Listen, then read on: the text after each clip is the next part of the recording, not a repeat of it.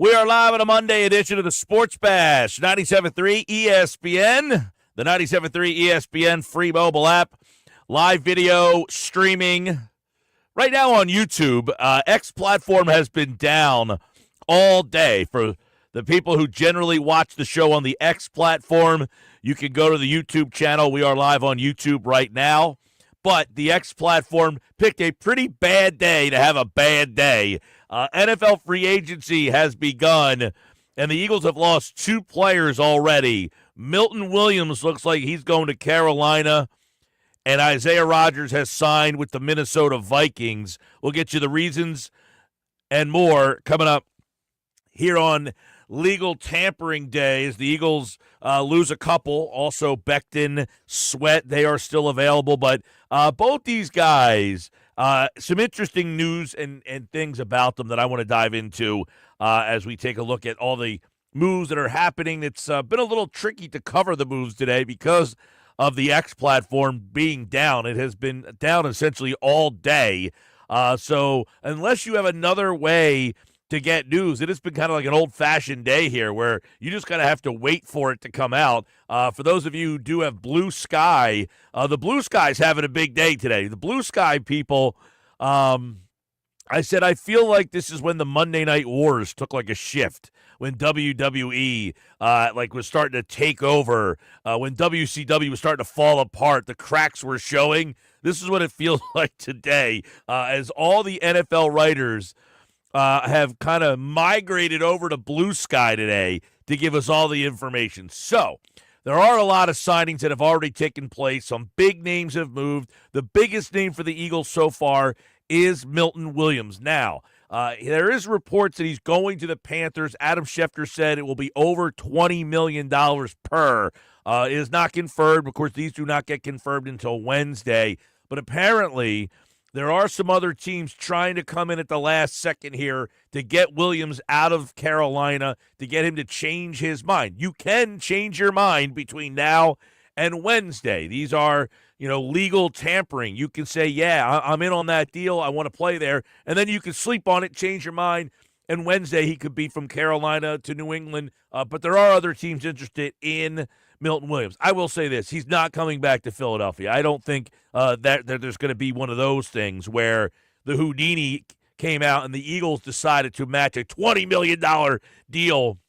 That's the number that Adam Schefter threw out there, that it's going to be over $20 million a year for Milton Williams. So Milton will be in likely Carolina is what Adam Schefter put out there. He was on television, actually. This is pretty funny because he was on TV today with his phone, but he could not tweet anything or post anything on the X platform because the platform has been down literally all morning. So he was on his phone, old school, and just putting it out on television. So many people had to actually watch TV like it was 1998, and we were getting our news live on television. Amazing. So that's that. So let me quickly talk about Milton Williams. One, big loss for the Eagles. Big loss for the Eagles. This guy was a menace. Now, he was a part-time player, but he was a part-time player that had a full-time, impact. And this is the one thing I would say about Milton Williams. They let him go, I think, with the idea that they believe in both cases here that they have younger players on the roster that are ready to step and fill that void that they're not going to pay $20 million for. Moro Jomo, you're up. Thomas Booker IV, you're up.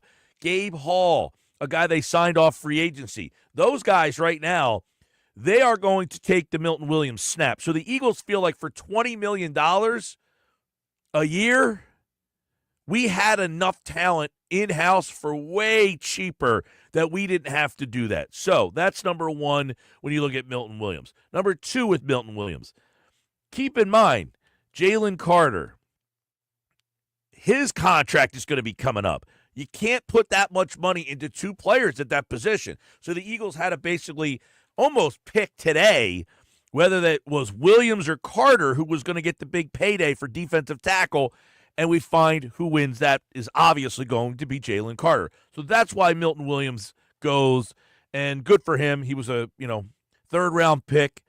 was one of the most coveted free agents on the market. And as you see, there's a lot of teams in play for Milton Williams. And Louis Riddick had this to say. I thought that Milton Williams should be one of the most highly coveted free agents on this market, regardless of position. This cat is young. He is nasty. I mean, he can get after it. Patrick Mahomes wants nothing to do with Milton Williams for the foreseeable future. With the way he played along with the defensive line of Philadelphia in the Super Bowl, this is a big one for me. If I was a DT needy team, I would have been on the phone with this dude. I'd still be on the phone with him until he closes this deal.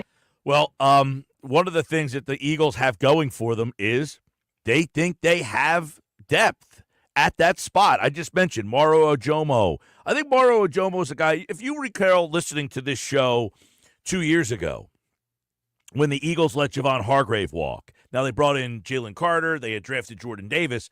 But one of the guys I kept being so excited about was Milton Williams. And I kept just kind of being like, hey, if this Milton Williams gets more snaps, his production should go up and up and up.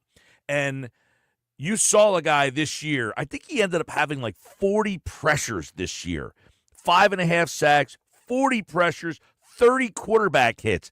It all came together for them on the big stage, though, where he had 2 sacks, 4 tackles, a fumble recovery, a forced fumble, all in the Super Bowl. And that is what got this guy paid. But as Louis Riddick points out, the Eagles feel that they can just let Milton Williams walk and probably Josh Sweat as well. Think about if you're Philadelphia right now. Think about the depth they must have at D-line to go, hey, you know what, Josh, we're going to let you hit the market. Milton, you're going to get paid. We're good. Shout out to Howie Roseman. Jalen Hunt. We still have, a bunch of young guys on the inside. I mean, it's just, it is. They have stockpiled this football team for sure, and they're getting younger and younger without a whole lot of drop-off in terms of talent. Yeah, so the younger and younger, that they're talking about, they have a couple young guys behind Milton Williams. And I mentioned Moro Ojomo. I think that he will become the guy who takes a lot of those snaps. But, Thomas Booker was another guy last year. I don't know that anybody ever heard of the guy before. He just kind of came out of right field, Thomas Booker. And it felt like he got very limited snaps, but he made the most of the snaps. Thomas Booker, it felt like every time he was on the field was a guy making plays. So Thomas Booker, I think, is a guy to keep an eye on. And the other guy, Ojomo, as we talk about, Moro Ojomo is a guy who got more playing time last year. I don't know that he's a guy that, jumps off the page at you in terms of his production because he didn't get a whole – but he was kind of – Moro Ojomo almost feels like what Milton Williams was a couple of years ago. Like, he, to me, of the two guys, Thomas Booker, Moro Ojomo, Ojomo feels like the guy – that is the one that's ready to take that next step. And he becomes the guy that gets to be the third player in that rotation. So Booker, Ojomo, I think the Eagles feel like they have two guys there. And then the third guy I'll throw out to you guys is Gabe Hall. Gabe Hall, for college football fans, will remember him probably more than his so far uneventful pro career. But Gabe Hall was a third-round pick, and he was a guy that the Raiders took in the third round and basically gave up on, and Philadelphia said, well, there's a third-round defensive tackle who's an athlete, big dude, we're going to jump in on him. Gabe Hall was signed on the practice squad, so he would be another name that I think most NFL fans probably don't really know that much about, but they're the three guys the Eagles have in-house that they could look to. Okay. Isaiah Rodgers now. Let's get to the Rodgers portion of this whole thing here. Isaiah Rodgers thing is there's a lot of dominoes and some dots to I's to dot and T's to cross on this one. Okay, 1. Isaiah Rodgers gets a 2-year deal. What was the number? Was it $18 million? So it's 2 years, $15 million, but only $8 million is guaranteed. Okay, $15 million, $8 million guaranteed. So that's not like not too rich for my blood kind of deal, right? So let's try to read the tea leaves on this one here. He gets a 2-year, $15 million deal. And I would imagine in Minnesota, he thinks he has a chance to start. Right. He likely saw the writing on the wall here that maybe that chance was not going to be afforded to him.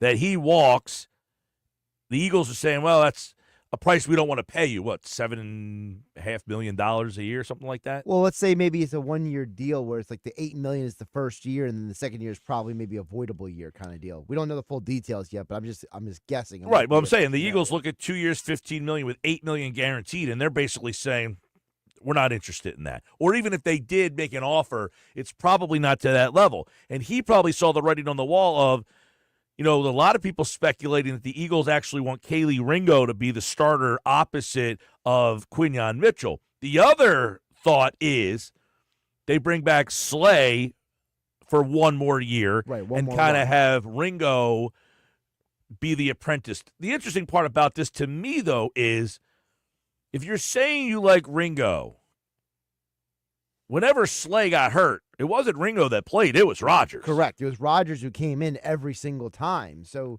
Ringo only came in when Rodgers wasn't available. Yeah, exactly. So, the Eagles last year told you that Rodgers to them was the more important player. But to me, this sounds like it's coming down to money. That the Eagles didn't want to pay Rodgers, but maybe they feel that they can get Slay to come back on a deal similar to what they were willing to offer Rodgers, like a 1-year, $8 million deal. Josh has his hand up, and he's got some news here. Ian Rappaport and Mike Garafolo are reporting that Milton Williams is no longer going to Carolina. The Patriots have swooped in. They're giving him $26 million guaranteed. Jeez. Well, what did you ask me today when Kinlaw signed?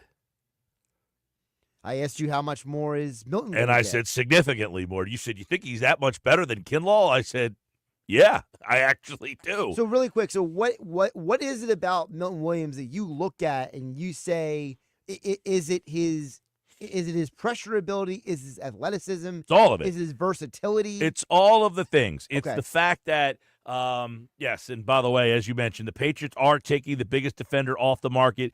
Milton Williams lands in New England, $26 million per year. So he was a Panther for about as long as Frank Gore was an Eagle, right? It's one of those type of days. So it looks like New England loses out here.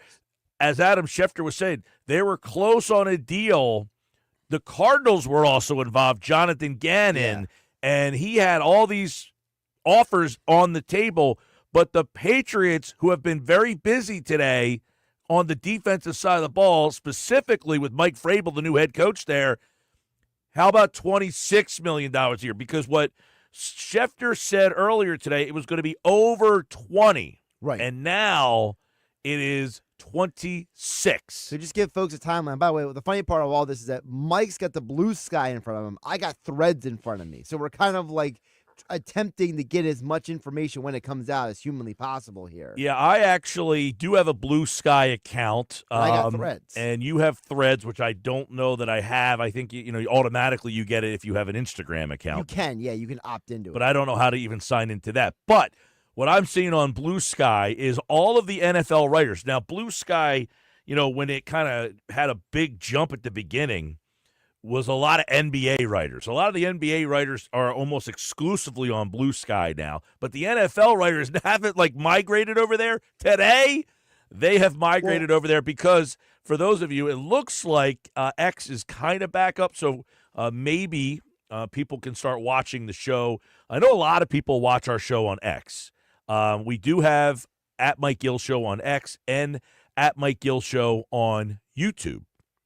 You can watch on both platforms, but the X platform has been down all day today. It looks like the X platform is now connected, and you can go ahead and watch the show on the X platform. But I prefer watching on YouTube, actually. For me, if you want to watch the show, I think it's easier to watch on YouTube, and it's better for commenting. You can comment in almost real time if you want to get your comments on the show. On the X platform, it's a little clunkier to comment and be a part of the show that way. Or, of course, if you're listening on the radio, you can always text in at 609-403-0973. So really back to the Milton Williams thing, let's compare this real quick. So Kinlaw's deal is 3 years, $45 million, 30 guaranteed.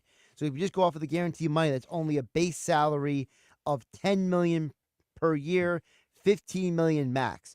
So Milton Williams is getting projected $11 million more per year than Kinlaw. Yeah. That's a massive gap. Well, when you asked me, I said, yeah, I think he's going to get more. Now, Kinlaw signed with it's Washington. Washington, right. There was a lot of reports, by the way, that Washington did something that I actually proposed last week. They were interested in both Milton Williams and Josh Sweat. And I said, I think Washington and Dallas should have gone after Milton Williams, Josh Sweat, Mekhi Becton, and Zach Bond. Now, Bond got taken off the board, obviously, on Friday. But if I was those two NFC East teams, I would have gone after all four of those guys. Here is what Jeremy Fowler had to say. Washington tried that a little bit. They flirted with Milton Williams and Josh Sweat. Well, that was flirted with. Kinlaw. They got Kinlaw How instead. about that? 3-year, $45 million deal. Sweat's going to be one of the best signings of free agency. Yeah. Josh Sweat can rush the passer. Whoever gets him, the dude's just a bona fide pass rusher. Go to Detroit. There you go. So, speaking of Detroit, let's go to them because they have signed the top cornerback on the market, DJ Reed. Now, there's some tea leaves that you can read there. Darius Slay might not have a suitor in Detroit anymore. Correct. Now, Philadelphia has lost Rodgers, so maybe Slay and Philadelphia reunion is back in play. And maybe because Slay looks around and realizes that he can't get better than what Philadelphia is willing to offer, now he might have to, quote, and for lack of a better term, maybe settle for what Philadelphia is willing to offer. Yeah, I definitely think that is something to keep an eye on as well, is that now Detroit goes and gets a corner that they spend real money on. DJ Reed's a really good player, by the way, so Eagles fans, keep your eye on this. You've now lost two players. You've added none. Obviously, you brought Bond back, but you've lost two contributors from your Super Bowl team, one of which went to New England, so that's not in your NFC bubble or your division, so that's good. Isaiah Rodgers goes to Minnesota, but none have ended up in the NFC East, so that's a good thing there. It's like a minor win out of all of this. Like, hey, you're losing these guys, but at least you have to face them twice a year.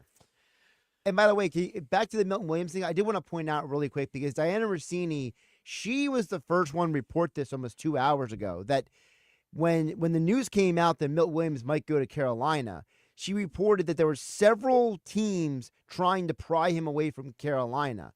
And you have to wonder, was New England the highest bidder? Were they the one who offered the most guaranteed money? I'm going to be curious to see what the final information is about that. Because with some of these guys, Mike, it's not always the total, it's the guaranteed money that's more interested in. Yeah, I know that, to me, for Milton Williams, $26 million, I mean, hey, listen, you can't fault the Eagles for not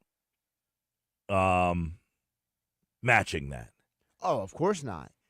But it's an amazing testament also to the Eagles, right? That they took this guy that most people had no idea who he was, developed him into this star. And shouldn't that give you a little faith that Philadelphia, as Louis Riddick said, they got a stockpile of young guys they can develop? Well, one guy they have is Moro Ojomo. We've mentioned his name a lot here.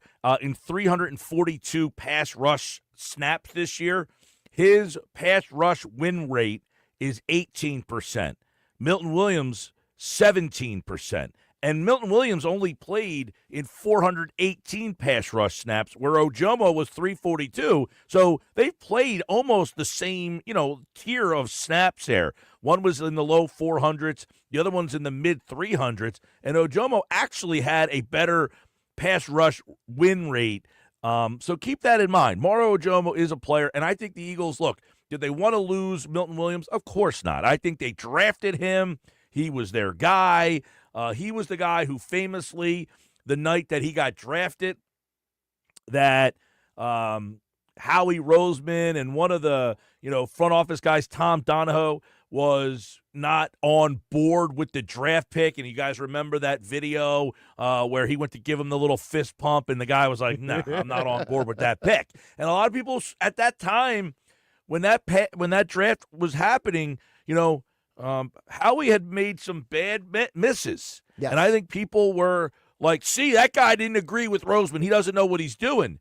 And it turns out that both the players, because apparently the player that Tom Donahue wanted was Aleem McNeil, Correct. who turned out to be a really good player in Detroit.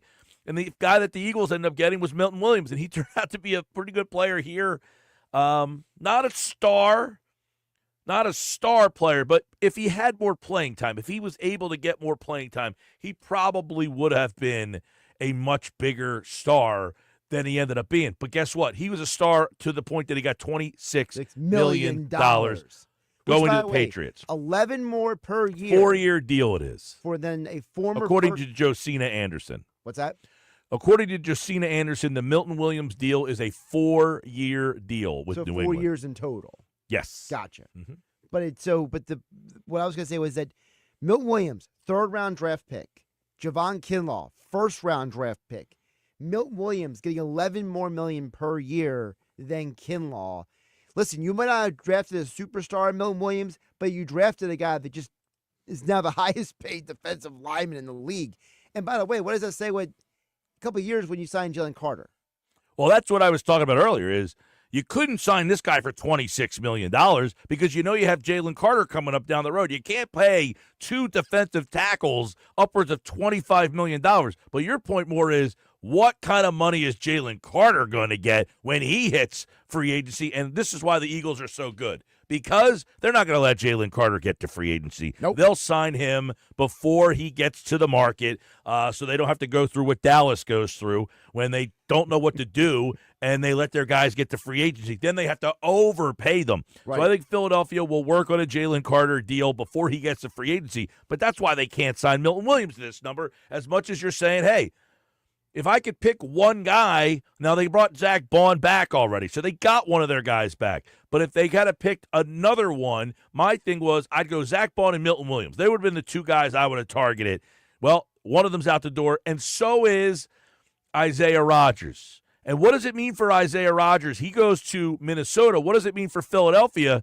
I think that means Darius Slay is in play to come back here now. And now Kaylee Ringo could be the guy at the forefront of the depth chart if Slay doesn't return.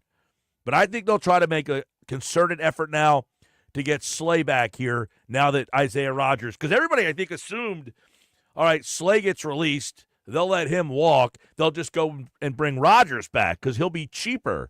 Well, that's not how it happened today. All right, we are just getting started. The Sports Bash Live, 97.3 ESPN, our NFL free agent special all day long. Legal tampering. 2 birds have flown out of the nest. Milton Williams and Isaiah Rodgers. What is next?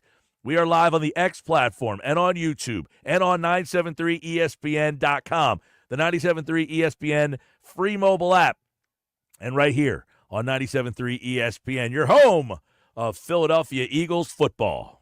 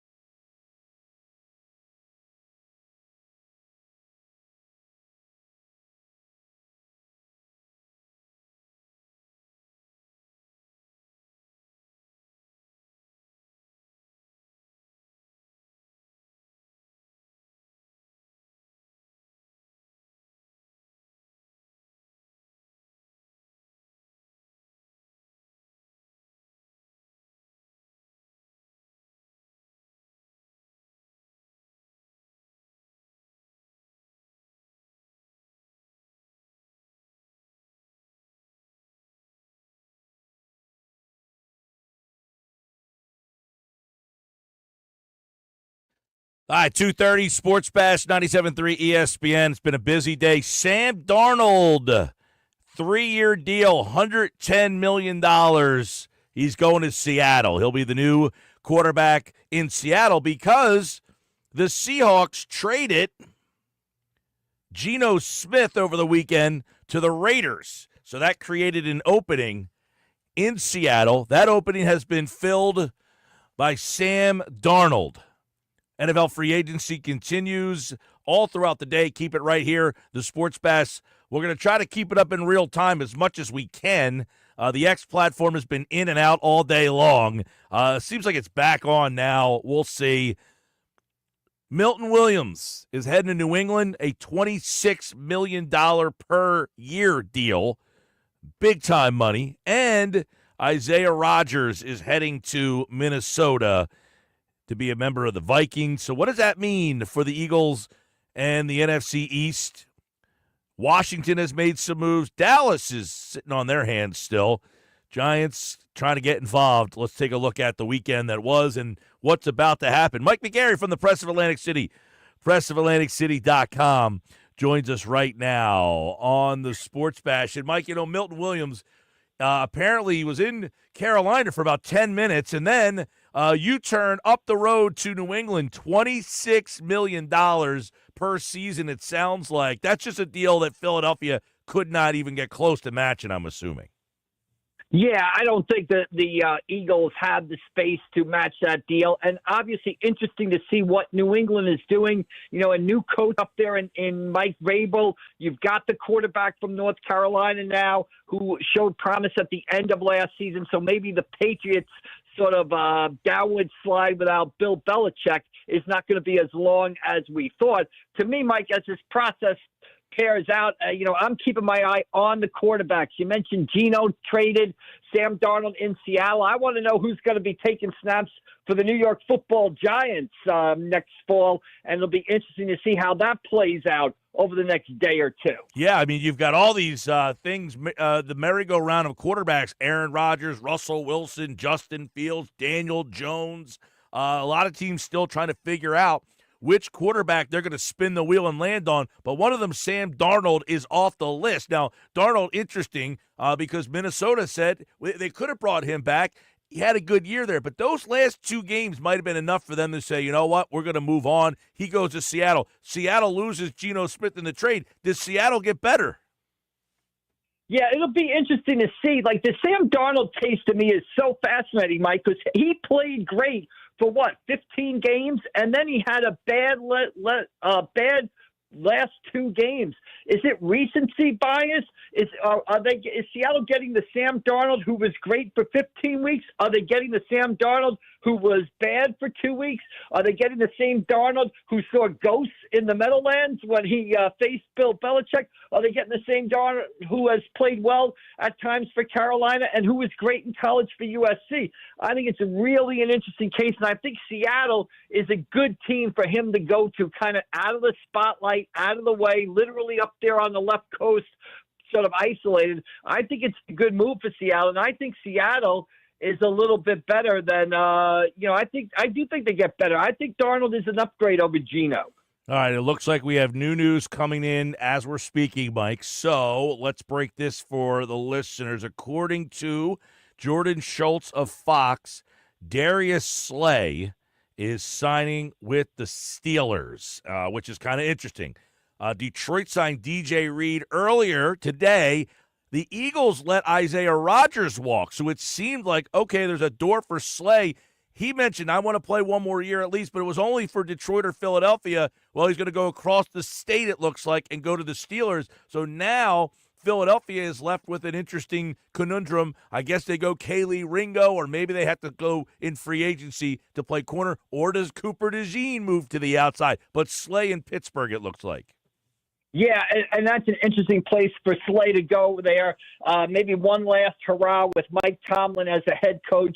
We'll see how that plays out there. But interesting that now we're not going to have a Slay reunion. And interesting you mentioned how the Eagles sort of handle this situation. I guess the big question, do they move Cooper DeJean out of the slot to the outside, or do they keep him in the slot where he was extremely successful this year? It'll be interesting to see how they sort of handle that situation. It's sort of like having a guy, a great reliever in your bullpen, and now do you want to turn him into a starter, or do you want to keep him as a great reliever in the bullpen, basically? Yeah, that's a interesting domino effect, because now Roger, because a lot of people, I think, figure, all right, you cut Slay, maybe you approach him, maybe you bring Rogers back, but now you've lost both of those guys. So either one of those guys, and the interesting part to me, Mike, is, Ringo is here, a guy they like, but whenever Slay got hurt, it was Rogers that got those snaps in the games, not Ringo.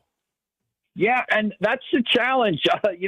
It's a nice challenge to have. You win in the NFL, you have a lot of good players, and the Eagles roster is loaded with good players, and they can't bring them all back, so it kind of hurts. It kind of gives the little Eagles fans a little kick in the stomach to see guys walk away that have been so successful and helped you win a Super Bowl. It's not easy to do, but it's necessary for the team to do, I believe, to sort of stay at the top. These are tough decisions, and that's why Howie gets a lot of money to make those decisions. By the way, the deal for Milton Williams is 4 years, $104 million, Mike. I mean, they have to also think about Jalen Carter's coming up here. If Milton Williams, who plays half the snaps, gets 4 years, 104, what's a contract for Jalen Carter going to look like in a year or so? Yeah, absolutely. You just hit on it right there. And that's a great point for the fans to keep in mind as they watch this money being thrown around and guys signing and guys coming and going. The Eagles have a lot of really good players like Jalen Carter on rookie contracts. They're not going to be on rookie contracts forever. So they are going to have to pay. And Jalen Carter is one of those guys you're going to have to pay. And you're going to have to pay a lot of money for them. So keep that in mind when you see different guys signing here. The Eagles kind of got to keep a little bit of their powder dry for what's coming down the road, with a lot of these guys on rookie contracts going to be making big money in a year or two. Mike McGarry's with us here. The free agent moves are kind of spinning and turning, and everything's kind of happening right as we're having this conversation live here. So Darius Slay leaving the Eagles. He'll go to Pittsburgh. Isaiah Rodgers leaving the Eagles. He's going to Minnesota. Milton Williams, wow, $26 million a year for Milton Williams. He's going to the Patriots. Now, you got Josh Sweat and Mekhi Becton. After they brought Bond back on Friday, do we think that Becton or Sweat are now options to bring back because they lost these other three guys? Mike, I think it's going to be tough for them to bring back these guys, especially Sweat. I mean, Sweat is a guy who can rush the quarterback. Those guys are in demand. I think Eagles fans might want to kind of steel themselves for watching both of those guys kind of walk out the door, too. It's not easy to do, but I would imagine that both those guys playing premium positions are going to command a lot of money on the market, especially Sweat. So I think it's very possible that the Eagles are going to lose, one, if not two of those guys. And if I had to pick a guy who's definitely going to go, I think it's Sweat. I think he is going to be one of the most in-demand free agents during this period. And I think somebody's going to make him an offer that's so crazy that the Eagles just can't match it. Yeah, let's look at a couple other things that happened, by the way, that happened over the weekend, Mike, just because it really affects the whole thing. DK Metcalf gets traded to Pittsburgh, and what that means, for Pittsburgh now, it looks like Pittsburgh is saying, we want to take that jump forward. We've been stuck in the middle here. We got to try to get ourselves to the next echelon. So they make a trade for DK Metcalf. They go sign Darius Slay, and you wonder what quarterback they could be looming on. Yeah, it'll be interesting to see. Like Pittsburgh last year, they've kind of been the past few seasons. They've kind of been stuck in the middle. They've been a playoff team, but they've been a playoff team that loses in the first round. They're not really thought of as a serious contender, and they look like they're looking to make that jump, like you said. And it'll be interesting to see what they do at quarterback with Russell Wilson and Justin Fields there. They're a team that's they got a lot of win now guys on that team, but they've got to make some moves, and apparently they're trying to do it to sort of bolster that roster. They're a team that doesn't have a lot of young guys, a lot of win now guys on that team, and they got to take their shot before those guys kind of fade away there. So, yeah, interesting to see Pittsburgh kind of loading up here and trying to make a run at it. Though in that division, Baltimore, Cincinnati, tough division to get over the top in. Well, Mike, so far, the one thing you wonder about is teams in the NFC East. Washington, they brought Kinlaw in to play defensive tackle, but Dallas really quiet. New York brought the corner in from the Jets. From the Saints. So the division so far has been pretty quiet, but Philadelphia has 3 key players that are now out the door, so you keep your eyes on that kind of stuff. And then obviously you got to figure out what you want to do at that corner spot. I think at tackle they probably go in-house, where Milton Williams leaves. They got Maro Ojomo, Thomas Booker, but that's a stop now. That on draft day, you probably look to just add another tackle, probably an edge guy if Slay goes. But as you kind of chronicled, the depth that they have here, these losses don't cripple you that much as opposed to when teams normally lose a free agent. Yeah, and the key here is, and you hit it again, is the draft, right? When you see these expensive guys walk out the door, the quickest and easiest way to remain an elite team in the NFL is to have as many good players as you can on that rookie contracts. And if you have that, that enables you to sort of build depth and also go out and keep some of your stars. So the more guys you have on rookie contracts, the better it is for you. And again, that's what the draft is for. You're going to let some expensive players walk out the door. You got to replace them in the draft. The Eagles did a tremendous last year with Howie Roseman. They have a great draft in the secondary. Cooper DeJean, Quinion Mitchell come in. You can let Darius Slay walk at the end of the season. We'll see what they do this draft as far as replacing some of the guys they have to let walk and can't afford to sign. But that's the key, is get as many young guys as you can on that rookie contract and roll with that. By the way, Justin Fields is heading to the Jets. The Jets now have another new young quarterback. Justin Fields is going to the Jets. And if you're a Giant fan right now, you're spinning the quarterback wheel. Where do you hope it lands? Well, great question right now, because all the options to me, or a lot of the options, are off the board, right? Sam Darnold's off the board. Justin Fields is off the board. The guy, it seems to me you go two ways, right? Do you have the gumption, the stones to bring in Aaron Rodgers after, kind of a disastrous 2 years with the Jets, although I thought he played decently this season? Do the Giants bring him in as a stopgap, or do they make a move in the draft, trade up from 3 to 1, use that pick that they have in the second round, early in that second round? I think it's the 34th overall pick. You can make an argument that that's an extended first-round pick. You use that and the third pick and trade up to that top spot and take Cam Ward out of the University of Miami. Those appear to be the two directions the Giants are going in. Do you want Aaron Rodgers or do you want Cam Ward? That's the choice that I see the Giants having to make right now. All right, there we go. The first day of free agency is moving pretty quickly here. And, Mike, on a day where the X platform crashed. Well, exactly. Was it planned? Who knows? Maybe somebody doesn't want the NFL to get all its news out there. Who knows what's going on with that? Well, it has been an interesting. It feels like 1998 again. I'm having to watch cable television in real time to tell me. Watching the scroll across the bottom of the screen, right? Looking for news there. Absolutely. All right, Mike McGarry, everybody. On Wednesday, all these moves will be official, and we'll, of course, be recapping them here on the Sports Bash. Thanks, Mike. All right, we'll see you down the road. Thanks. All right, there's a quick little spin of everything that's happened here on the Sports Bash Live 97.3 ESPN. So there you go, up to date on everything. You've got a little bit of an update. You got some more things that are happening. Yes, I want to give a little update on the Slay situation because Tom Pelissero put out this report. He says that Slay and the Steelers are in talks on a potential deal. Because Slay has not officially been released by the Eagles and there is no deal agreed upon between Slay and the Steelers, there is mutual interest, but is still nothing concrete. So this is what you get on a day like this. Yeah. You get a lot of these, it could be happening. It might happen, but you got to wait for this because of that date and this date. I mean, what we do know is that Slay is going to be a free agent at some point. Correct. But according to Pelissero, there's no deal done yet or no agreement between the Steelers and Slay, but there is, quote, mutual interest.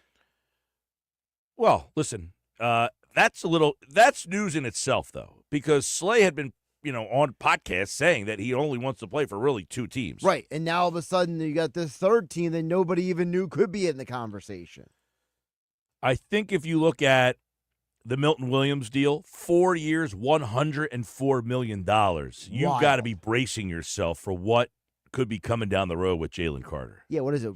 What is it going to be? 5 years, 160? I mean, listen, it might even be more. I mean, you're thinking about Milton Williams plays half the snaps. Right. Jalen Carter played the most snaps of any D tackle this past year. Yeah. Jeff said, can the Eagles extend Jalen Carter now? Maybe they can get that cap hit stretched out over more seasons. They could approach him if they wanted to. He is now entering his 3rd year, so they probably would do it sometime either after this next season coming up. Correct. Because remember, he is under contract for 5 years on the rookie deal because he was a first-round draft pick. Correct. All right, Sports Bash Live, 97.3 ESPN. I'm bad on little sniffles today, too, by the way. You're powering through. I think X is having a worse day than you are, though. I think so. Blue Sky is the winner, big winner today. Josina Anderson tweeting out moments ago. The Niners and Chargers are in conversation with Jameis Winston, but the Giants could potentially swoop in for Jameis. I mean, Jameis actually had said recently he actually wanted to go come to the Eagles. So I guess the Eagles said no. Well, the Eagles aren't really in the market for a backup quarterback. For another quarterback. They have 3 on the roster currently. Justin Fields, 2-year, $40 million, $30 million guaranteed with the Jets. Jets going young, not old with the next quarterback. Oh, and Fields, by the way, played last year with the Steelers. Then he got benched for Russell Wilson. Russell Wilson's a free agent as well. Aaron Rodgers still available. All right, we'll get it up to date. We'll keep it all right here on the Sports Bash Live, 97.3 ESPN. Don't forget Geoff Mosher. Saw Geoff Mosher on Saturday. I'm curious what Geoff Mosher has to say because they talked about a lot of these potential numbers over the weekend, and I don't think anyone expected the Milton Williams. The Milton Williams thing just blew everybody away. I mean, he got more money than Sam Darnold. I mean, Sam Darnold would say, well, he's still a quarterback. He's a quarterback. A starting quarterback in the league. All right, more Sports Bash. We'll have the latest updates. Don't go away. Who will sign where next? We got you covered on the Sports Bash.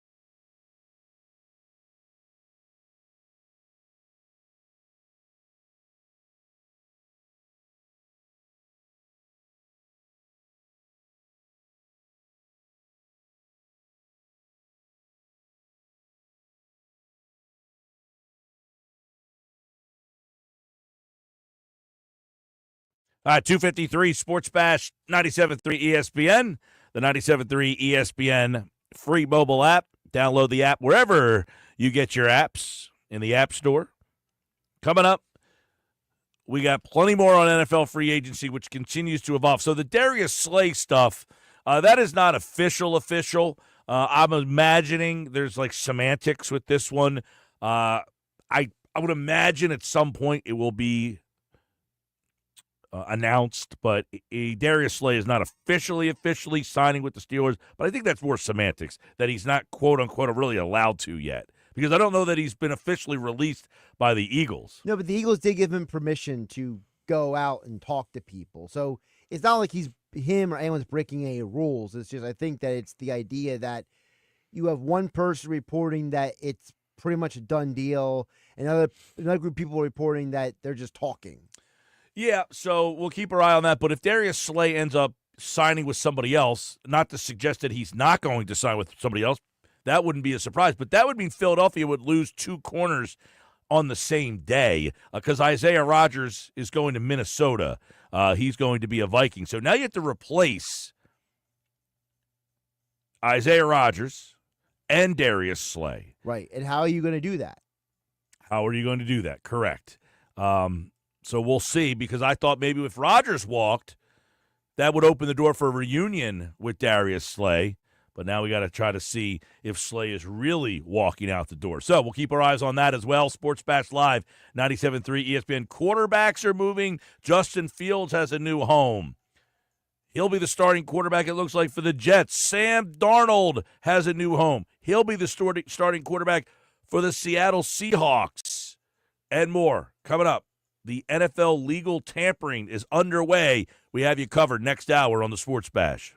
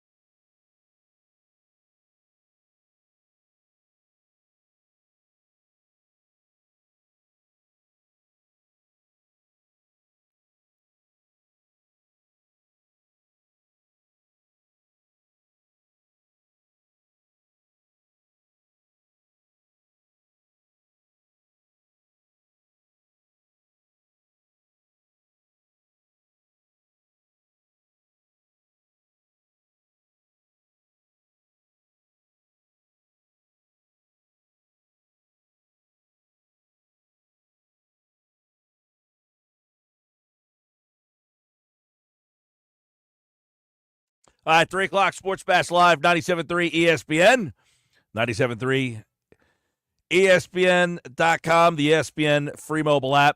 You can download the app in the Apple Store, Google Play. Take us wherever you go. It's all free thanks to First Bank of Seattle. 3 o'clock hour of the show brought to you by Broadleaf's Plumbing, Heating, Air Conditioning. Your trusted source for heating, plumbing, service, installation for generation. Call 609-390-3907. Online, broadleafs.net. NFL free agency today. Sam Darnold off the board. Justin Fields off the board. Devontae Adams went off the board this weekend. He signed with the Rams. Don't forget about that. Chris Godwin went back to Tampa Bay. Hassan Reddick went to Tampa Bay as well. The Buccaneers beefing up a little bit. They're a team that's in the NFC. You got to keep an eye on some of these NFC teams. The Rams getting Adams. You know, the Rams are telling people, we thought we were right there. We were right there with the team that won the Super Bowl. And now they add Devontae Adams to their offense. I don't know, is Adams at the point of his career where he's become like a Hopkins or, you know, where it's a big name? Julio Jones was like this. He was a big name. But once they kind of like fade, they never really come back. Or is his more circumstantial and then we think in the right situation that Devontae Adams is still a stud wide receiver, difference-making player? He was a difference-making player with Green Bay. He was a very good player with Raiders. Had some injury issues there. That team wasn't very good, but he was still productive. You know, then he went to the Jets, and now you're on your third. Now you're on your fourth team here. Is this more because Devontae Adams can't play anymore? No, he can still play. It's just that I think he's much better than Hopkins and Julio Jones in their latter years. Obviously, I don't think he's as great as he was in his prime, but I do think that he is exactly what the Rams need because Cooper Kupp can't stay healthy, and Adams has shown he can stay healthy for the most part. So if you're asking Adams to come in there and be your number 2 receiver, that's a pretty darn good number 2. All right, so of all the moves that are starting to happen today, you got trades, you got signings, you got quarterbacks moving. Is there something out there for the listeners or for you? 609-403-0973, 609-403-0973. Is there something that stands out as that's the one to watch or that's the one that, you know, might change some of the dynamics and the dichotomies of these divisions? By the way, got this text message here. Excuse me, I'm a little sniffly today. It says, guys, I just received my Eagles season ticket invoice. Lurie cashed in on 3 home playoff games, but still felt the need to increase prices by 11%. Ninth straight year the Eagles have raised prices. I mean, I kind of feel like that's just the world we live in right now. That everyone's team won the Super Bowl, they want to charge you 11% more, and we're going to complain. That's what happens. You want them to keep paying everybody. You like that deal they signed with Saquon Barkley last offseason. Right. You like the fact that they signed A.J. Brown, Devontae Smith, Jordan Mailata. And by the way, they don't cash in on 3 home playoff games like everybody thinks. They cash in on the parking and the concessions. Correct. But the ticket The tickets are not a direct revenue generator. Yeah. And what people don't understand is that a lot of the money that the players get paid off of the TV money. The TV money dictates the salary cap. The ticket revenue is a completely different animal. And in many cases, that money will never go to anything in football operations. Listen, I can understand what the guy's saying if you're telling me that, look, I don't know. I'm not a season ticket holder. I don't know. But if you're telling me they've raised ticket prices for the 9th straight year, I think that is kind of weak sauce by the Eagles. But it's hard to complain. The team just won the Super Bowl, and they win the Super Bowl by spending money. Like, this is what they're doing. They continue to invest in the team. I mean, they've handed out monster deals to Jalen Hurts, A.J. Brown, Devontae Smith, Landon Dickerson, Jordan Mailata, Saquon Barkley. They just paid Zach Bond. I mean, I get it. It stinks. The prices are never going backwards. They're never going down. But I find it hard to complain. The team wins a Super Bowl and then ups the prices. This isn't the time to complain. You want to complain about some of the others over the 9-year run of jacking up ticket prices? Okay, I can get on board with that. Yeah, like, for example, when the Eagles had that horrible year in 2020, that feels like the year you're like, come on, you guys had a losing season. Why would you jack up the price? According to Adam Schefter, Milton Williams reached an agreement with the Patriots. It's a 4-year, $104 million deal. It includes $63 million guaranteed, man. Carolina worked on a deal. New England upped the price at the end. And that's what ended up happening in that little snag, because Schefter was on television today, and he was basically saying that they're working on a deal. It sounded like he insinuated that this deal was going to happen, but it wasn't official, but he did quote that he was going to get over $20 million. And at that point, you're realizing, okay, this guy's getting paid. He was way out of the Eagles' price range to bring back.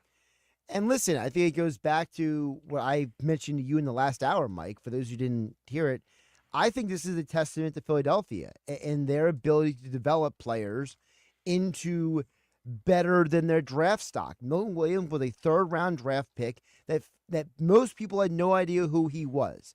And they developed him from being what they hoped would be a number 3 D tackle into a guy worth $26 million.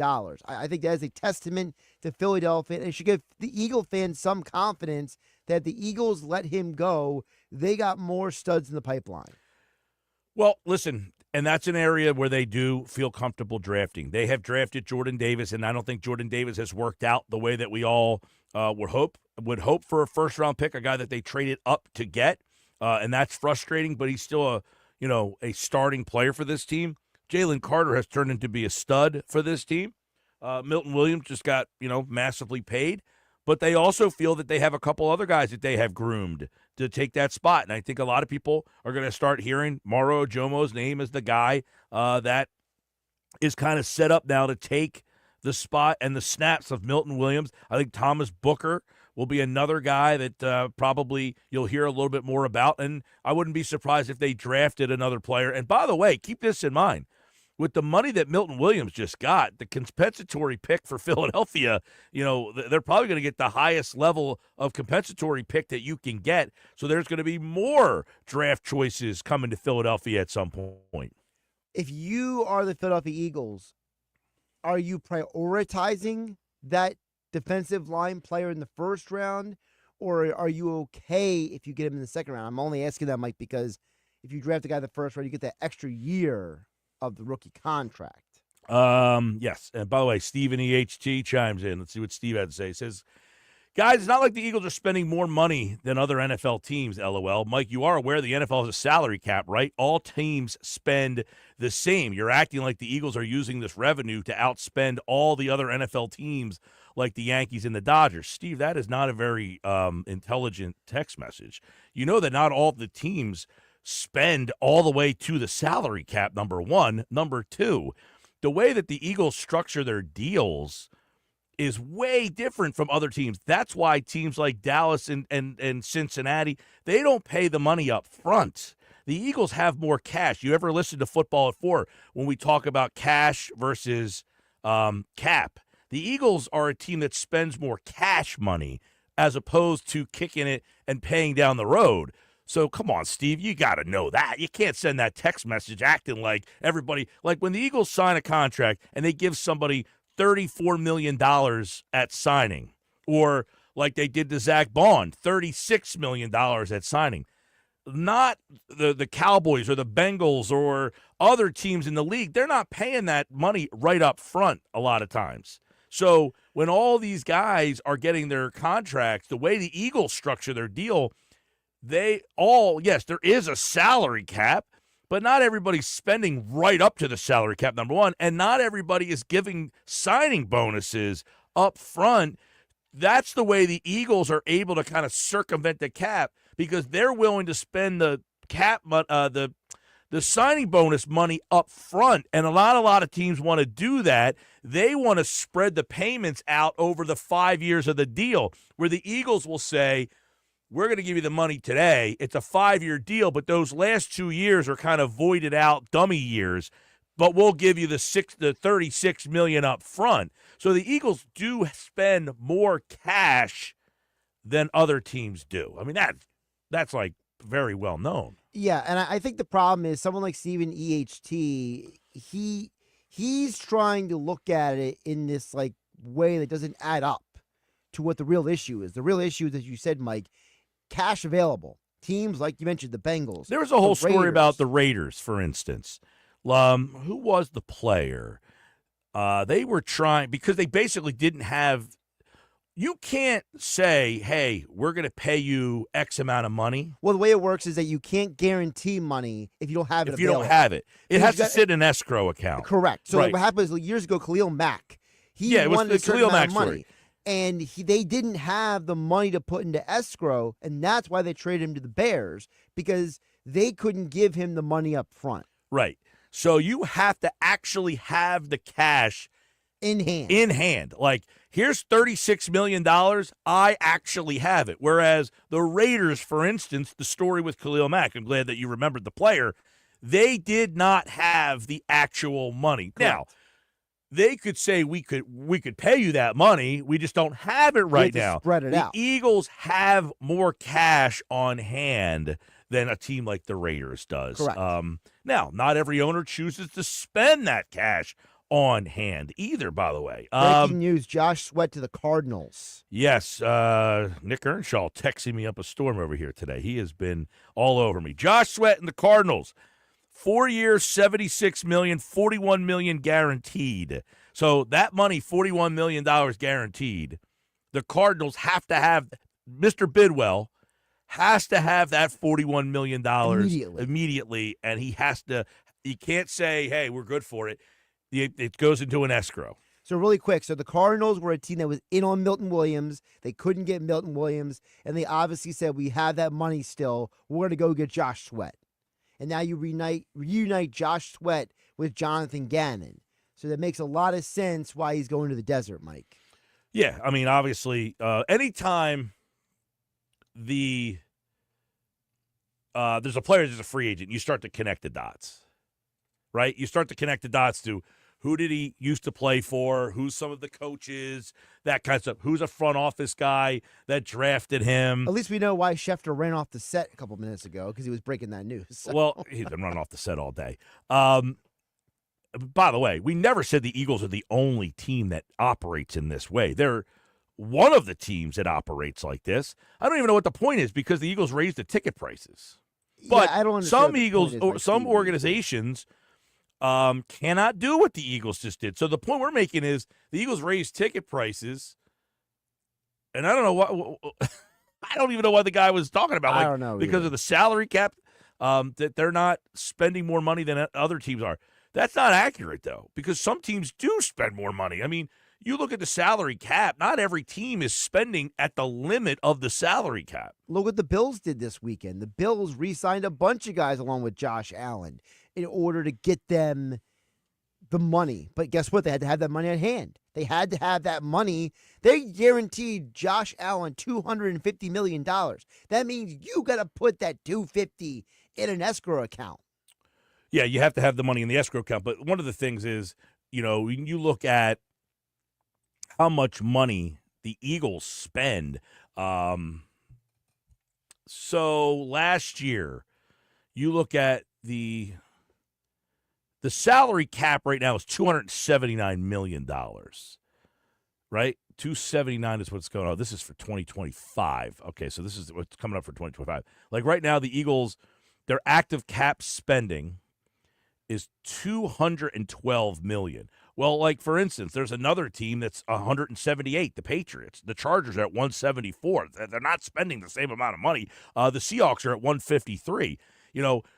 There's a cap, but that doesn't mean that everybody's right at the cap. Although the Patriots are spending money today. Well, that's because they have $127 million to play with. of cap, $121 million of cap space. The Patriots have. Really quick, James Palmer, who used to work for the NFL Network, is reporting. He says, let's make this clear. The Eagles have known for a long time they were going to lose Josh Sweat and Milton Williams. This is nothing new. The priority was Zach Bond, and they locked him up before free agency. Well, yeah, we saw that on Friday. He's saying the priority is Zach Bond. That's the guy they went and brought back here. But he's basically saying that the Eagles always knew that Milton Williams and Josh Sweat were gone. Yeah, and we kind of talked about that last week. I think we were all pretty we were pretty confident that they weren't going to be able to bring those. Now, if you're Josh Sweat, you're an edge rusher. You got, what was it, 4 years, $76 million? $76 million, 41 guaranteed. And Milton Williams, who played less than you, got $105 million. $104 million with $104 $63 million guaranteed. So are we saying that Milton Williams is a more valuable position? That's the interesting part, because normally the edge rusher gets paid Right. more than the tackle. Just by the way, last year, 2024, the Eagles actually had one of the lowest payrolls in the entire league, $182 million.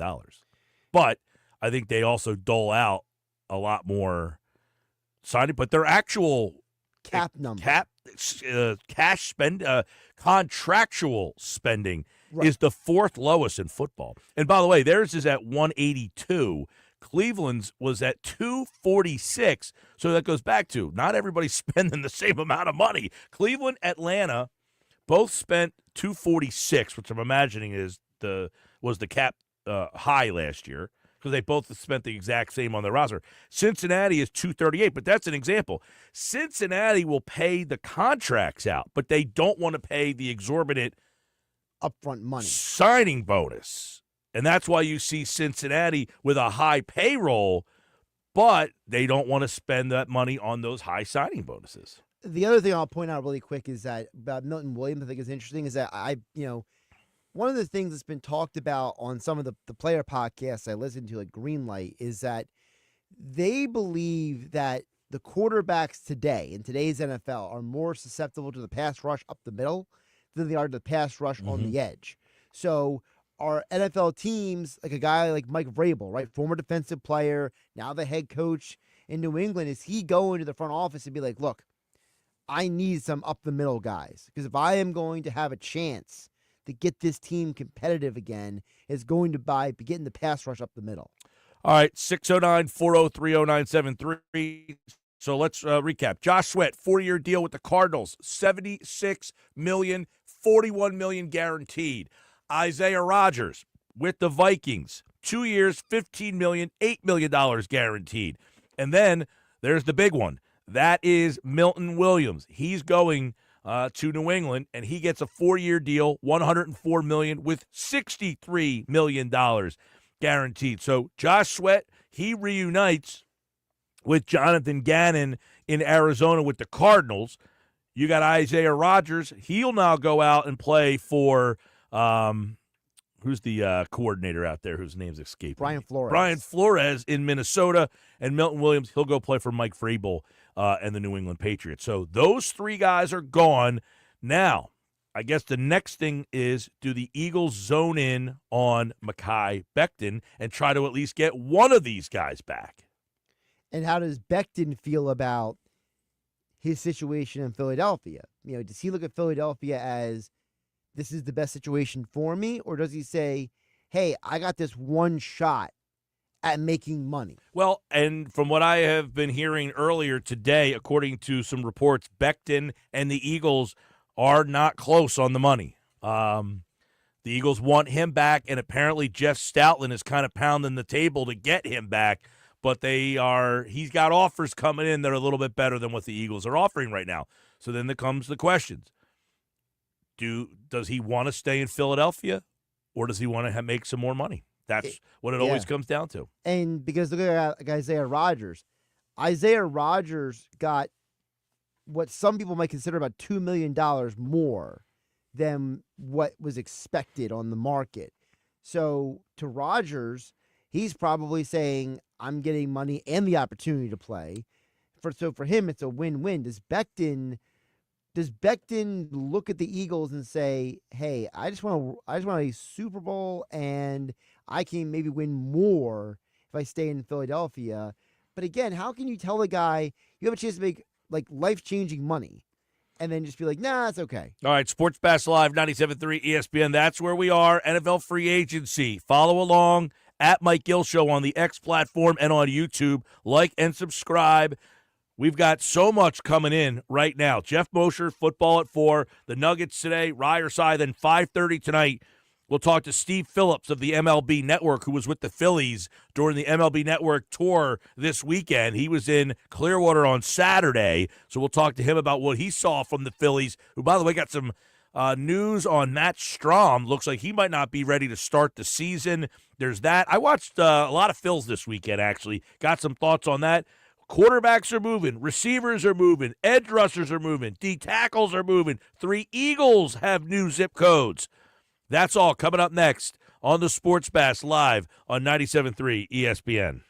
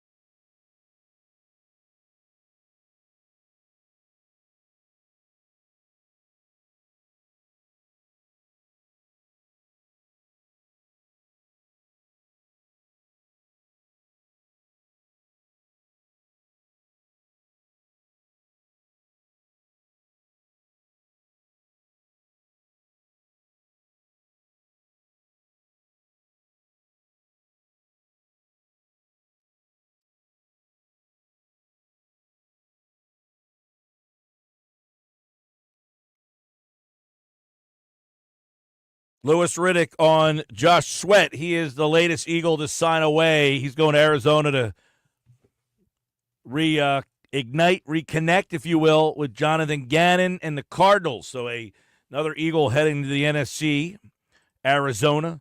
You've also got Milton Williams going to New England with the Patriots, and Isaiah Rodgers is heading to Minnesota with the Vikings. 609-403-0973 on a day where a lot of stuff is happening. The Eagles have lost 3 free agents. One guy who hasn't moved yet is Mekhi Becton. We'll keep our eyes on Mekhi Becton and whether or not he stays in Philadelphia. Can the Eagles, we talked about it before. They had 4 big free agents, right? They had the 4 big free agents, which was Bond, who they kept, Williams, Sweat, and Becton. Rodgers was like that next tier down. And so far, they brought back 1. We were wondering, can they get 2 of the 4 to come back? And right now, they've lost 3. They brought back 1. Now, Rodgers, I wouldn't say is a part of the big 4, but he definitely creates something interesting. He definitely creates something interesting in that with Isaiah Rodgers gone, there's some reports that Darius Slay could be leaving as well. That could be something that we see a lot more Kaylee Ringo next year. Is Kaylee Ringo able to step in and be a starting outside corner? Or do they look, to move Cooper DeJean out there? And maybe, somebody texted in earlier, 609-403-0973. Question, can't you just move Cooper outside, re-sign Maddox to play the slot? Not sure how much that would hurt the defense. I think the slot for Maddox, I think they're done with that experiment, to be honest with you. He gets hurt too much. They can't count on him, Jeff. I think they just decided, look, nice player, liked him, but we're not going to go into a season counting on him to be our starting corner, right? I think that's one of the things that the Eagles, going into this offseason, need to find a little bit more reliable situation at cornerback in the slot. And you're right, though. I don't know what their thoughts are with Cooper DeJean. I really don't. I don't know if they want to move him outside or not. As John McMullen was on the show last week, said when the Eagles scouted him, they scouted him as a outside corner. So you obviously know that the Eagles think that Cooper can play outside corner. It's whether or not they like him more now after seeing him play nickel.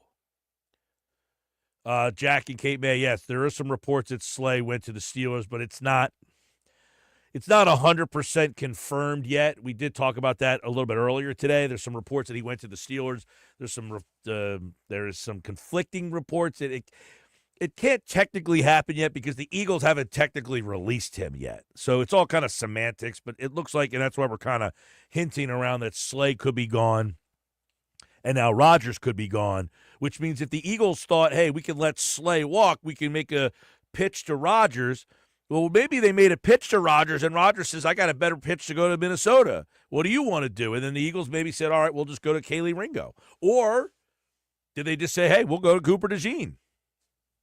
If you're looking at the Eagles' cornerback room and you're saying who could play nickel corner, they don't really have another guy.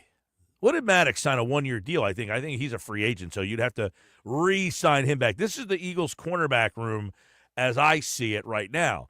Quinyon Mitchell, Cooper DeJean, Isaiah Rodgers is gone. Slay is in limbo. Kaylee Ringo, Avonte Maddox, I think is a free agent, and then Eli Ricks. They've used Sidney Brown there in the past. That didn't go so well. So Chauncey Gardner-Johnson, he's a guy who's played some slot cornerback in his career, but I think the Eagles like him where he is. Now, the only caveat to that would be, and this is way outside the box, Josh, if they like Sidney Brown enough to play him at safety and move Chauncey Gardner to slot and move, that's a lot of moving.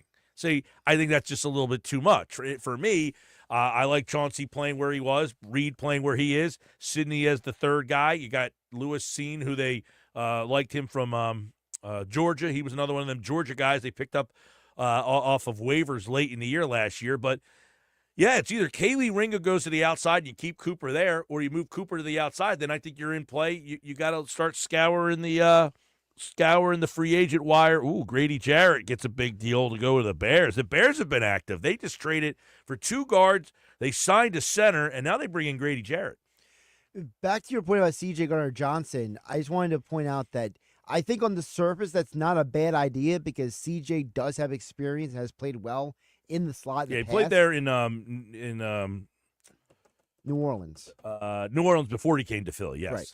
The only problem with that is what made CJ so valuable this past year and then in 2022 was the reality that he was the communicator in the secondary. He was the guy communicating the plays out to everybody else. Be like, hey, this is what they're calling. Hey, this is what they're doing. Do you really want to lose that guy in your safety position just because you couldn't find an outside corner? It kind of feels like a break glass case of emergency, not a actual strategy. Listen, it's not something that I would do. It's just an idea, really. Right. If you're saying, hey, listen, we've got Chauncey Gardner-Johnson. He has experience playing the slot. You could put him in the slot, Cooper to the outside. We like Sidney Brown. He was a guy that we drafted in the 3rd round a couple years ago, and we really like him. I think more likely is they like Kaylee Ringo, and they play him at outside corner. I mean, Keely Ringo is a very interesting character because he was a 5-star recruit out of high school, but he was very, very young, coming to college, coming to the NFL. He's one of the youngest players in college and in the draft class coming to the NFL. So is he just a guy, Mike, that maybe needed a little more time to develop? It's possible. Very, very athletic guy. I mean, that's one of the reasons why the Eagles have been just kind of like constantly liking him. He's just a complete, jump off the page athlete at you, but it really hasn't translated when he's played. He's got a lot of technique issues when you watch him. I think that's been a bigger problem for him. He's got the speed. He's got all the athleticism. He's a little handsy at times. That hurts. Yeah, I think his technique is where he kind of gets beat sometimes. But I will say this. Yes, the Eagles have lost Rodgers, Sweat, and Milton Williams. That's 3 players on their defense. I would imagine that the Eagles will get 2 extra 3rd-round picks because of the loss of Sweat and Williams. Right. Right? I mean, that's big. You're going to get 2 extra 3rd-round picks. Now, there are 2 guys that I would imagine. Now, Milton Williams, you drafted in the 3rd round. Correct. Josh Sweat, I think I thought he was 4th or 5th. I was going to say, I think he was even later than the 3rd round. He was definitely later because he had that injury issue coming out of college. Yeah, he had that the knee problem going back to high school, actually. The multiple knee problems. Let's see here. Yeah, I think those 2 deals. Yeah, 4th now, round. Let me correct me if I'm. Do the compensatory picks happen in this year's draft, No, or is year. it next year's draft that So you get this the comp year's- picks based on your free agents now? Yeah, your comp picks are based on the previous year. So this year's comp picks are based on last Right, year. that's what I thought. This year, the comp picks would be next From what year. you lost from last year's free agency, which I don't really remember what they lost from last year's team in free agency. I mean, Kevin Byard wouldn't have gotten you much of anything. Nobody of substance. Yeah, no one of substance I can think of. All right, let's get some more text. A lot of text messages today. Give us your thoughts on free agency, some of the Eagles' moves and decisions. We'll react to them. Steve in Ocean City. Like most of us, I really want to resign Becton. My concern is another team may throw him a lot more money to see if he can move back to a more important position at tackle. Yeah, Steve, I talked a lot about that. Like if somebody, I from what I understand, most teams are looking at him to stay and play guard. So, but I do agree if there's one team out there that says, hey, we want to move you to tackle, I have not heard a lot of that. But, yeah, sure, somebody could say, we want you to play tackle. But from what I understand, there are teams that want Becton. He wants to come back, but the money, he's getting better offers to go other places. So, do the Eagles up their offer because they've lost guys? Or are they going to – listen, they have Tyler Steen, and they would know better than all of us of how different Mekhi Becton's tape was than Steen's tape and how big of a drop-off you had when Steen went into the game. Now, if you watch the Super Bowl tape, that was not a good night for Tyler Steen. Correct. Now, I saw him play throughout the course of the year. He played left guard, he played right guard, and I thought every time that he went in, for the most part, you barely recognized there was a difference. But they have the tape for the whole year. They can watch and say, hey, when Becton was in there, we could do this, this, this, and this. And when Steen was out there, we couldn't do some of the same things. And now, mind you, we just talked about third round. They drafted Tyler Steen in the third round a couple of years ago. So did they say, listen, we're just not going to go to a certain number on Mekhi Becton? Here's the thing. Jeff Stoutland, I think, is really a big voice to have in your favor. And apparently, according to some reports, he is really pressing to get Becton to come back. He wants Becton back. Listen, Becton was a first-round pick. He was a high draft choice and obviously has a ton of talent that Jeff Stoutland thinks he can get even more out of. 609-403-0973. I think also what has to be factored in is Becton's age, that he's not an older player. So maybe that might be part of what Stoutland's trying to say is, hey, we got a guy who's still in his mid-20s. He can be more. He can develop into more. And we can establish that. Remember, Philadelphia did this with Jason Kelce. Now they're doing it with Cam Jurgens. They're establishing two physical monsters at guard to protect their center. And so not Cam Jurgens is a tiny guy, but he is smaller compared to some other centers. He's smaller than guys like Ragnow and others. Who's the Chiefs guy? Creed Humphrey. So like he's smaller than those guys. So now what do they do with Kelce? Do the same thing now. They're saying, Dickerson, Becton, you're the bodyguards. Yeah. This is from Joe Banner. Remember Joe Banner, the former Eagles president, and now obviously does a lot of NFL stuff. He says... The guy who first hired Howie Roseman. Yes. Sorry, my seat fell. You okay over there? It just dropped. You're still having a better day than X. Yeah, definitely. This is from Joe Banner 6 minutes ago. It says, not a criticism. The Eagles won the Super Bowl, but their cap situation is more challenging than it's been in a long time. They re-signed the player they cared most about. So that gives you a little insight from Joe. He knows the Eagles inside and out, and he's saying their cap situation is more challenging than it's been in a long time. That is one of the reasons why they could not maybe even get creative enough to bring one of these other guys back, and maybe that's why they haven't figured out a way to get Mekhi Becton back here yet.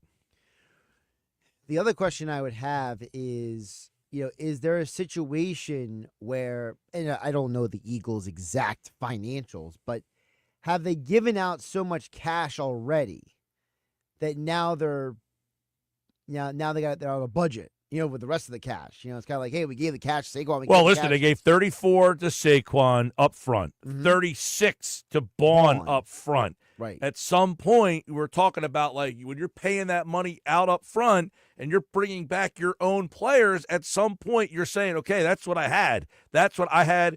Maybe maybe Jeffrey Lurie said, hey, listen, I got about $70 million I can spend. Right, here's your budget. We'll do the Barkley deal. We'll do the Bond deal.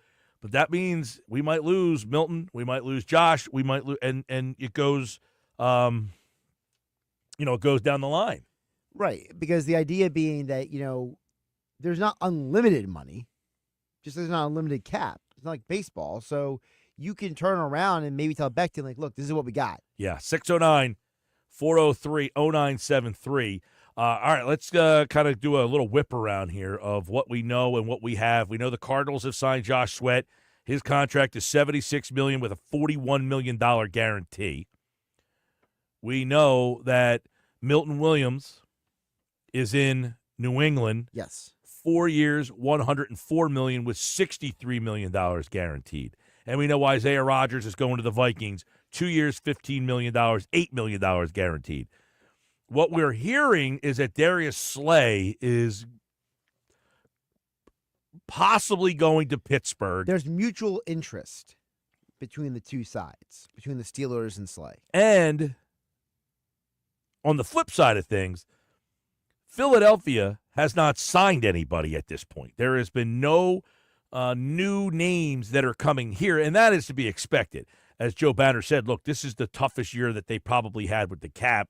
So don't be surprised if we do not see names coming here, but you're losing a couple names going out. I think the Eagles will be more active in that second and third wave of free agency, right? That is where you start to get, after today, when all the big names kind of go, and get their deals. Next week, when that second tier of free agent starts to get signed, I think that's where you see Philly, and maybe even later on, in the process.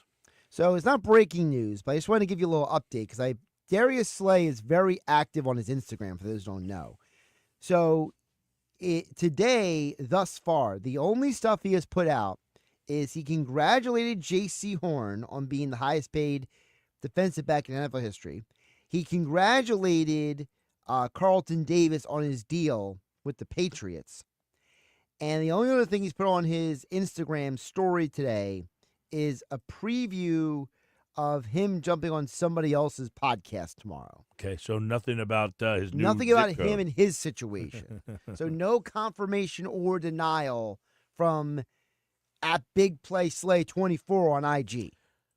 Yeah, well, and we know he can't really, again, he is not, quote unquote, a free agent at this point yet. I guess there's some semantics with his deal. Well, he's with been Philadelphia. vocal about that. He basically says, I'm a free agent for the first time in my life. He said that on his podcast multiple times. That'll be a free agent. So he is treating it like he is a free man. All right, Sports Bash Live, 97.3 ESPN, the 97.3 ESPN free mobile app, live video streaming. I don't know if we're on the X platform or not. X has had a lot of problems today, so I don't know if we're on the X platform. We are on YouTube, at Mike Gill Show. So if you want to check us out on the YouTube, like and subscribe to the YouTube channel, you can watch us over there. This hour is brought to you by Broadlee's Plumbing, Heating, and Air Conditioning. Call them at 609-390-3907, online at broadlees.net.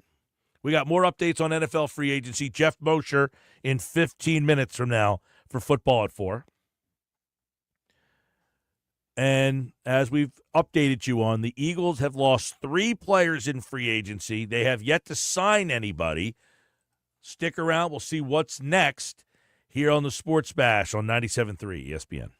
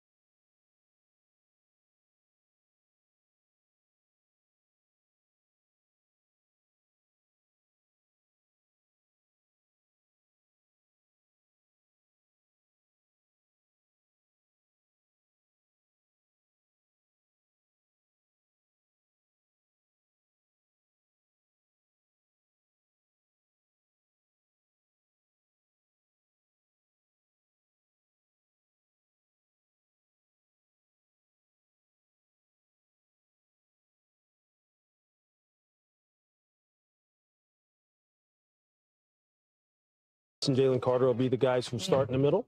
You know, Jalix Hunt will take the place of Josh Sweat on the outside. He'll be a guy who'll be in the mix again, along with Nolan Harris. I mean, they're still going to be fine. Yeah. They're going to be fine, and they will find more people. They always stockpile defensive linemen. That was Lewis Riddick. I think he meant Nolan Smith, but he mentioned Jalix Hunt will be taking over for Josh Sweat. Do the Eagles feel comfortable enough just plugging him right into that full-time spot as an S rusher? That's something to keep an eye on as well. Like, you know, obviously the rest of what they do this offseason and the draft. They took Jalix Hunt in the third round last year. He was a total project. Not a lot of people thought that he would be a factor at all. I think he exceeded a lot of expectations last year. Is Jalix Hunt, you know, the Eagles just looking at this team and saying, listen, we knew we were going to lose a couple guys, but we have the guys right here. We got Moro Ojomo to play the Milton Williams role. We've got Kaylee Ringo to play the Darius Slay role. And we've got Jalix Hunt to play the Josh Sweat role. I mean, is it as simple as we don't want to – and we have Tyler Steen to play the Becton role. The one guy we didn't have anybody to replace was Zach Bond. They didn't have a Bond. So they had to say, listen, we're going to spend money on one guy. It's going to be Bond because we don't have an in-house replacement here. And then do they say, because we're bumping up Hunt, Smith, Ojomo, Booker, now to fill their roles, we're going to draft the next guy for those roles? Well, and a couple text messages coming in. Here's one from Cole in LBI. He says, the Eagles are in a tough spot with the cap because you have all the guys who got contracts the past 2 or 3 years with the delayed cap hits from the void years upcoming, on top of having to pay all the guys Howie drafted recently in the next 2 to 3 years. Cole, you make an interesting point here because you're right. They're going to have to still balance the books to figure out how to pay Jalen Carter, Nolan Smith, Quinyon Mitchell, Cooper DeJean, Cam Jurgens is coming up here. Is there anybody else that is a younger player? Now, there's a lot of reporting. One from Josina Anderson, who has essentially reported last night that the possibility of Dallas Goedert being traded seems to be pretty. The Eagles look for a 4th-round pick in return. Why? Not because they want to trade him, but can't pay everybody. Right, you can't pay everybody, and you're talking about a guy who has been injured very often. So if you're going to move on from somebody, let it be the guy who's been, shall I call it, the least available?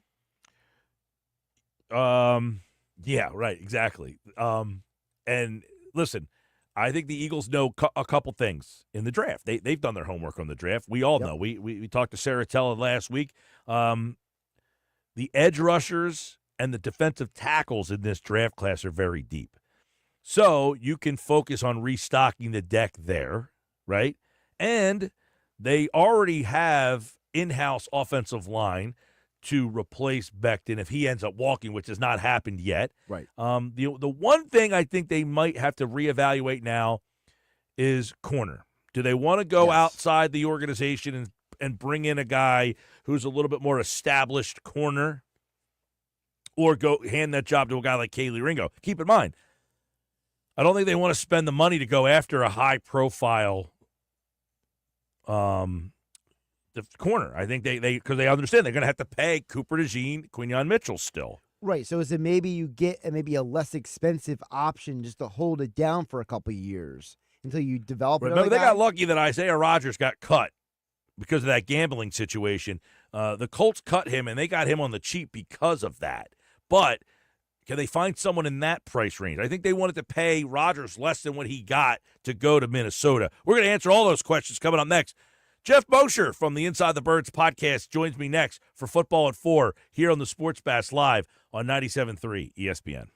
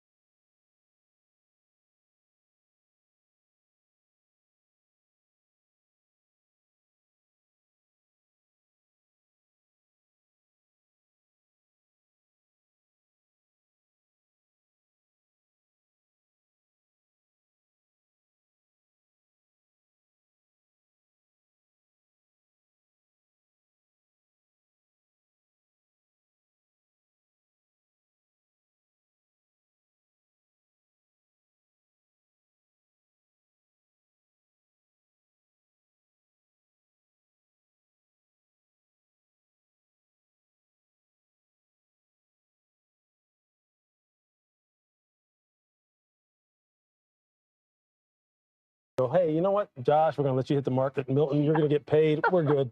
We Shout still out have to somebody, Howie we still have Roseman. Alex Hunt. We still have, a bunch of young guys on the inside. I mean, it's just, yeah, it is. They have stockpiled this football team for sure, and they're getting younger and younger without a whole lot of drop-off in terms of talent. All right, so you heard Louis Riddick there. Yeah, they can let guys walk, but now what's left? And by the way, a huge trade just happened in the NFC East. The Commanders are adding Laramie Tunsil, the left tackle. So they have upgraded their offensive line significantly. The details are coming in on that one. Geoff Mosher from the Inside the Birds podcast on a busy day. It's Football at 4, powered by the Inside the Birds podcast. It's brought to you by Bet365. Whatever the sport, whatever the moment, it's never ordinary at Bet365. All right, Geoff Mosher, it's been a busy day for other teams. Philadelphia, not so much. Not a lot of surprises, but they have lost 3 players on their defense already. Let's start with the big one.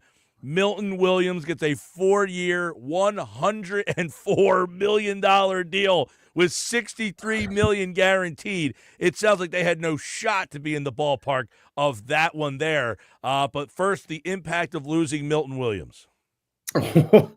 Well, the impact of the financial market at defensive tackle might be even bigger than the impact of the Eagles losing Milton Williams. Not that Milton Williams wasn't a very good DT. He was.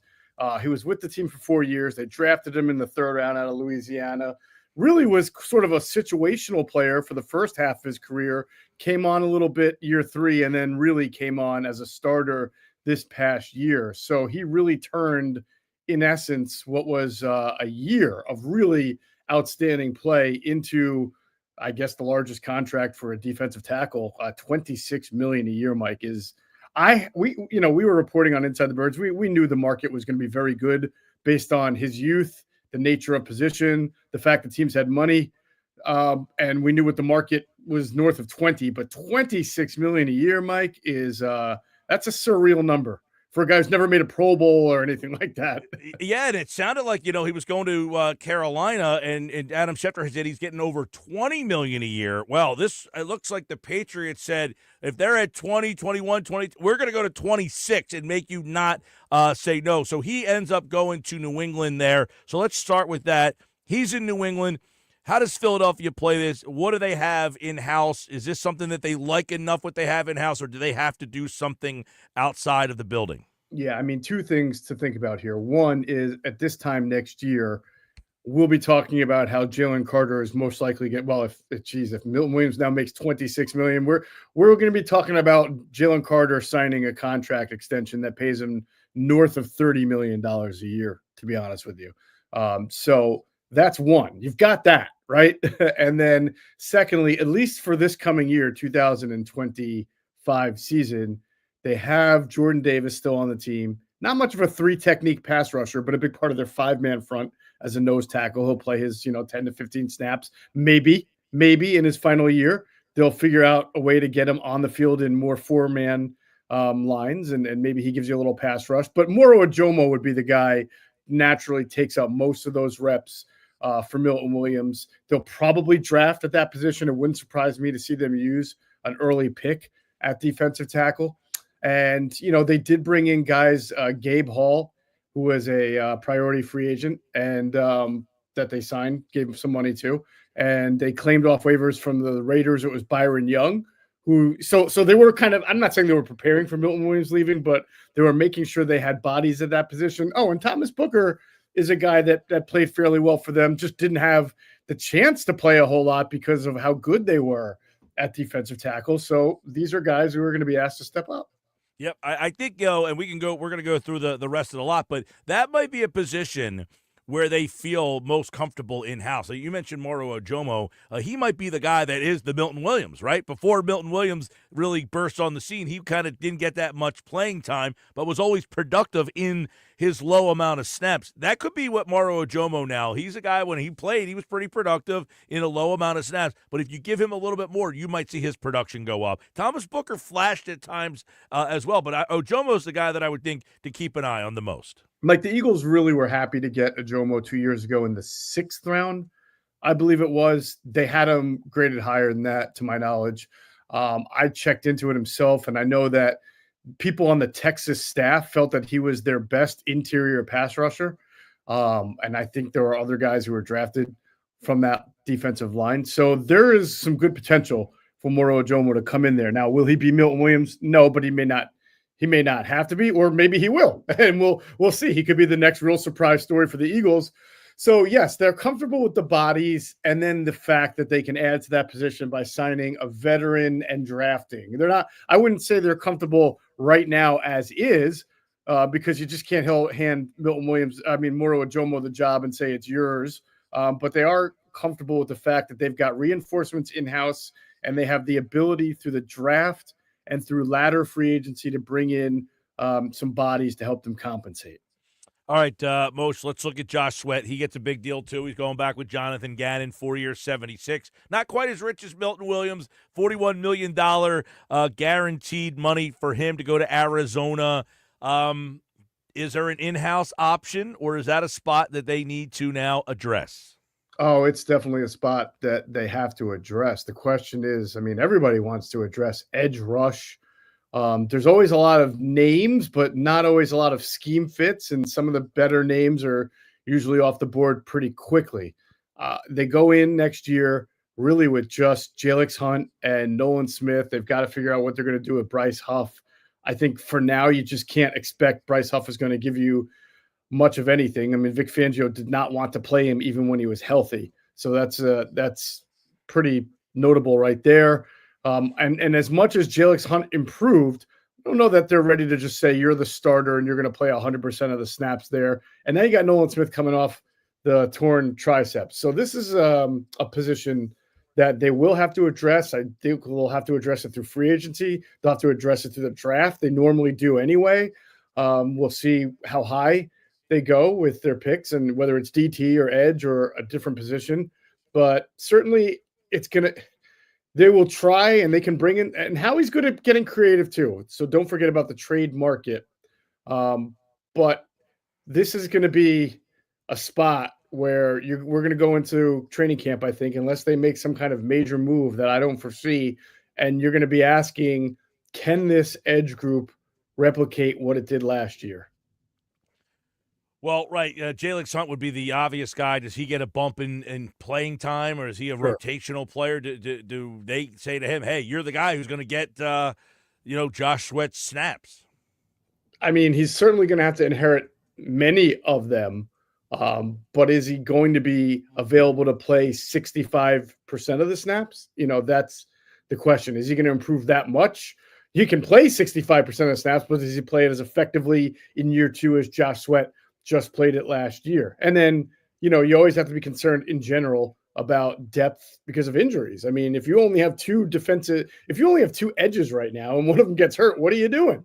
Yeah. So, and Brandon Graham, we'll see. He hasn't officially retired, but he also has to now come back from another torn triceps injury. So it's hard to see him being ready by the start of the season. Maybe he's a guy that decides he doesn't want to retire, but comes back in the middle of the year to help out. Who knows? There's endless possibilities, but it's certainly a position that is thin right now, at a position where they're usually deeper. All right, Geoff Mosher, football at 4. Let's go to the other guy. It's Isaiah Rodgers, 2-year, $15 million, $8 million guaranteed. What does that contract say to you? Were the Eagles not interested? Did they offer him less? He wanted a better opportunity. What do you make of Rodgers going to Minnesota at that number? Yeah, I'm a little surprised that it's not that I thought he would get more, but the cornerback market every year is one of the most unpredictable markets there is. And this is a young guy who can run like the wind and played well in his limited opportunities. So sometimes you see that and the team just pounces on it and overpays a little bit. I think that the money, and I'm not 100% sure that what's being reported is accurate. We'll see when the contract comes out. But even if it is, that's $8 million, right? $8 million guaranteed for a corner. Yeah. That's not, expensive, to be honest with you. Most average number 2 corners or whatever are still in the 12 to 15 million a year range, while the upper echelon ones are north of 20. So the fact that the Eagles didn't want to pay it means one of two things. One, that they didn't view him as a starter. So why pay him? You're not going to pay $8 million for a number 3 corner. That would be a little expensive. So they either didn't view him as a starter, or they've got different plans at that position that are either a trade market or something more long-term, but yet cost effective, perhaps. Yeah. Or there's option C, which is maybe the reality is that this is not the year that they're going to spend a ton of money, because they did last year and they've got extensions. You and I think talked about this last week. They've got guys like Juergens, who is up for an extension, perhaps Nakobe Dean, Reed Blankenship. The Eagles always consider that part of their free agency. Yeah, let's. Joe Banner tweeted this out a little while ago. He says, "Not a criticism. They won the Super Bowl. The Eagles' cap situation is more challenging than it's been in a long time. They re-signed the player they cared about most." But it kind of ties into everything here. They also have guys down the line here, younger players, Mitchell, Carter, DeJean, Juergens, that they also are going to have to start considering before they bring in somebody from the outside or target one of the guys here. So I guess this is where everybody just assumes the Eagles always have their cap figured out. And here's Joe Banner saying it's probably the most tangled web that they've had in some time because of the guys that they've already targeted and the guys they know they have to target. And it makes sense. I mean, it's not like the Eagles didn't know this themselves either, or that they entered some kind of terrain that they were not familiar with. Why'd they win the Super Bowl? Well, they have one of the most elite / highest paid offenses you'll ever find. A.J. Brown on big money, Devontae Smith on an extension. Your left tackle's on, it's not like top 3, but I think it's top 5 money for the left tackle. Left guard, top 3. Right tackle, top 3. So let's see, your edge at the time, well, Sweat took a pay cut, but there were guys, Slay was making good money. They have a lot. Oh, Saquon Barkley, I neglected to mention, making a lot of money. When you have that many offensive linemen, a running back, 2 wide receivers, and oh, by the way, the quarterback who is making, a lot of money. And then you go to the defense and you find a couple of guys there too. That's the result. And the issue is, you can only restructure contracts so many times, right? And they've done a lot of restructures to clear cap space in the past. So this is why, I'm sure you're going to bring it up, but this is why you have a situation unfolding like Dallas Goedert, where they're probably, from what we understand, this from Inside the Birds reporting that they've given him permission to seek a trade, and we'll see what becomes of that. Yeah, so let's get into that because he is a guy that's here. He's another guy. Last year, the deal. He's a little older, not an old guy. How does this all play out? I mean, does he want a new deal? Do they just want to, do they want him to take I mean, this is an interesting one because he's been hurt a lot. He misses like 4 games a year, it seems like. But he also showed his value and his worth in the run game. They're a much better run team when he's out there. Plus, he's had some big plays for this team in the passing game. He's, you had no Yak Zach before. Goddard will run you over and get more yards. So I find this is going to be an interesting conundrum for them on what to do with not Zach Ertz, with Dallas Goedert. Yeah, it's sometimes you've seen the Eagles trade away a decent player because, as you just mentioned, right, they got rid of Zach Ertz at a time where they had Dallas Goedert emerging.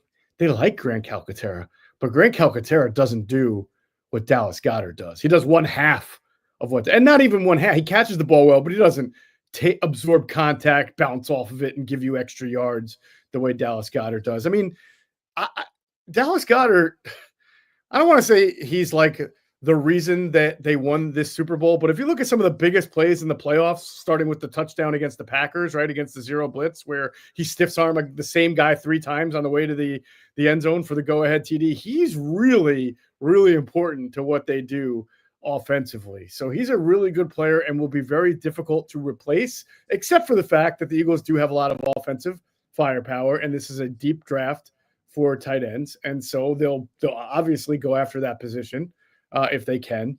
But yeah, it's a tough guy to have to say goodbye to. He's really good. And there is some reporting that the Eagles are holding out hope for a 4th-round pick if they were to trade him, and that it would not even have to be in this particular draft. Hey, we'll take something down the road. So it sounds like they're pretty ready to say we might have to move on from this player. Yeah, I mean, nothing's certain Maybe if there's a restructure possible where he's making a lot. Last year they got Josh Sweat back on a pay cut, but that's because Josh Sweat didn't have a very good end of the 2023 season. Dallas Goedert was hurt a lot this year, but you can't say that he wasn't productive when he was on the field. Like I said, he was a big part of their wins and their playoff wins and their Super Bowl. So if you're Dallas Goedert, you may not be so prone to wanting to restructure in a way that you're taking less money. Maybe you will. I don't know. I never talk in absolutes, but I'm just kind of trying to put myself in his cleats there. Okay, Moshe, there is some conflicting reports here, nothing official, but a little surprising to hear Darius Slay's name come up today. Now, nothing can happen with Slay yet. There was a report that he was going to the Steelers. That's kind of been refuted. But I would imagine it's more semantics of why that's not official, because he has essentially said, I'll play for Detroit, I'll play for Philly, I want to play again. He's not mentioned anybody else. But I found it to be interesting because once Rodgers went to Minnesota, does that open the door for the Eagles to get back involved in the Slay business? And then this little Pittsburgh story came down. So number one, do we think that Slay has decided to expand his reach and say, I'll go play someplace else? I mean, maybe this could be some gamesmanship. You're going to release me. I'm going to go sign with the Steelers, even though I said I only really wanted to play in certain places. Maybe he views the Steelers now with their trade for DK Metcalf and some of the moves that they've made, although they have no quarterback right now, that as more of a contender. He is still the tricky part about this, and I wish that the reporter reporting it would have, articulated this, but he is technically under contract right now with the Philadelphia Eagles. They have not released him officially. Right. That's where the semantics get involved. Even though they're going to release him, right? He's not quote unquote technically released, which is odd that he's kind of still under contract by the Eagles, that another team can even approach him. So that's where this gets a little hairy. Yeah, a little bit. So we'll see what happens there. Would not surprise me if it happened. I know that the Steelers, and I know this just from conversations, I know some people in that building, they've got two really good, young, talented players that most people know. One of them is George Pickens, and the other one is Joey Porter Jr., a wide receiver and a corner. But they need some veterans in there to kind of lead the locker room. You've seen Pickens especially kind of get out of hand sometimes. So the way now they got DK Metcalf too. Right, but DK's been a pretty model. He's a good worker, productive player. The way DK Metcalf is being brought in, not only for the production, but to show the way to George Pickens, Darius Slay would be a similar regard for Porter Jr., who I don't think they have an issue with as far as behavior or anything like that. But he's a young kid who is automatically now their best corner. But you want him to have to work every day. You want him to see what it's like when a Super Bowl champion enters the locker room, and how that guy works so hard to become a 6-time Pro Bowler. The Raiders are signing Jeremy Chin. So Commanders do lose one piece, but they have added Laramie Tunsil in a huge deal. The Houston Texans are trading Laramie Tunsil to Washington with a 4th-round pick, and Houston will get a 3rd, a 7th, a 2nd, and a 4th. So a lot of draft capital for Houston, which, Houston's a team that had like Super Bowl aspirations this year, had a lot of injury issues, and now they're giving up their key left tackle. But inside the NFC East, they went out and got Kinlaw earlier at tackle, and now they're at defensive tackle. Now they add an offensive tackle. Washington is saying, hey, Philly, you're losing. We're trying to add. We're coming after you. Yeah, certainly are. This is an interesting case of who is right because Laramie Tunsil has been a very good left tackle in this league. So you would ask yourself, well, why is Houston willing to trade him? Well, the Texans had some issues on their offensive line last year, and Tunsil was part of that. Now, was that because of the offensive coordinator who got fired? Was it because of injuries?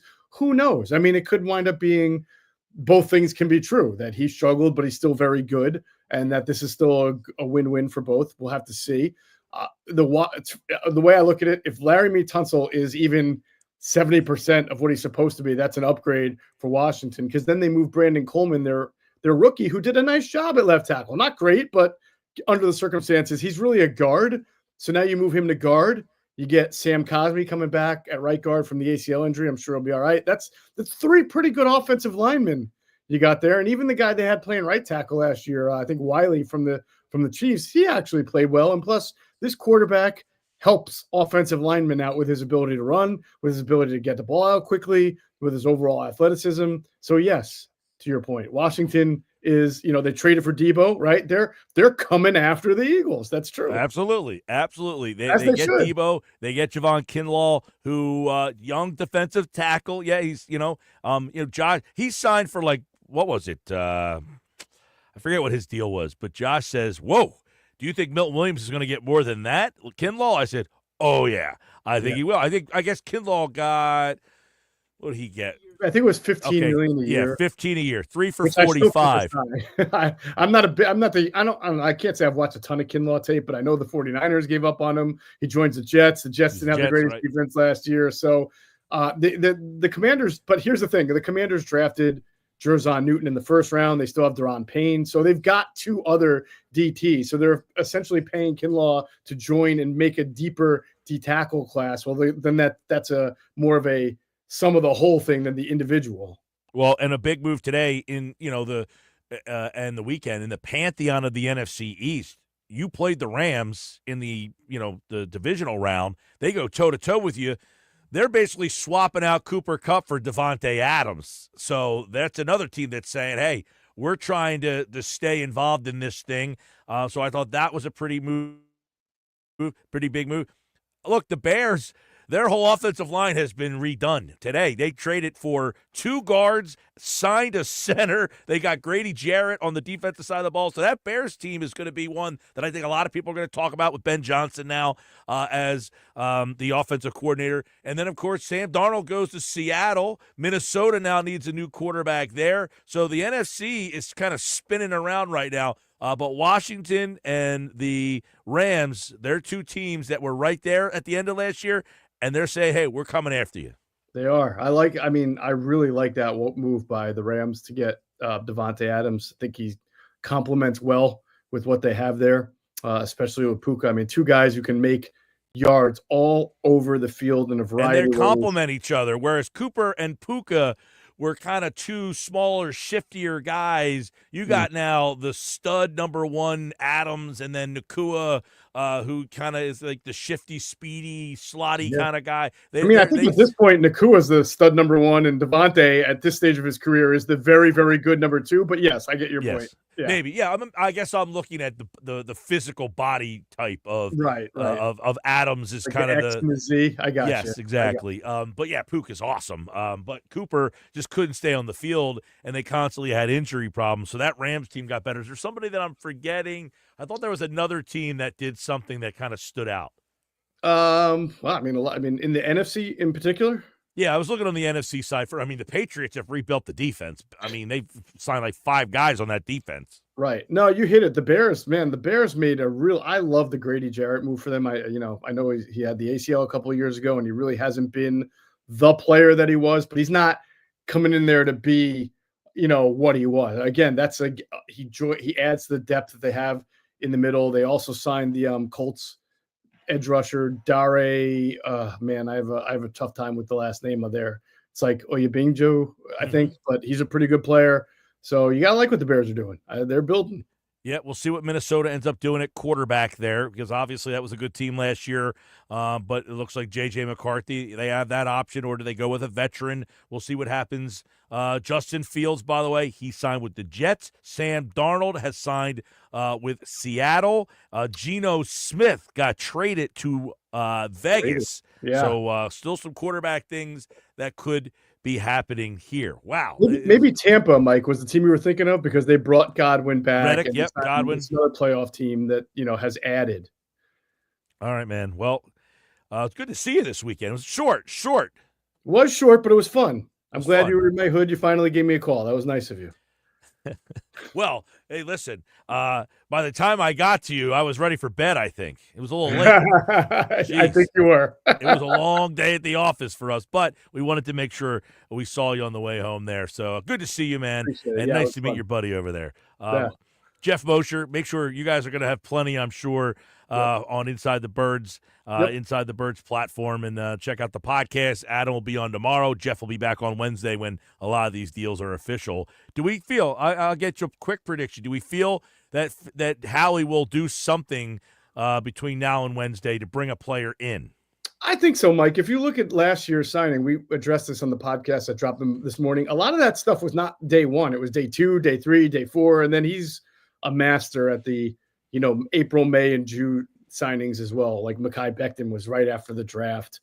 He's done that really well in past years. So, he'll have something. He's just not going to sit there and let players leave and not have a replacement. They will try their best to contend next year as Super Bowl contenders. We are going to have some stuff on tonight. So, and then for our Patreon folks, we're going to have a whole lot of extra content and little insider material. So patreon.com/InsideTheBirds for those folks.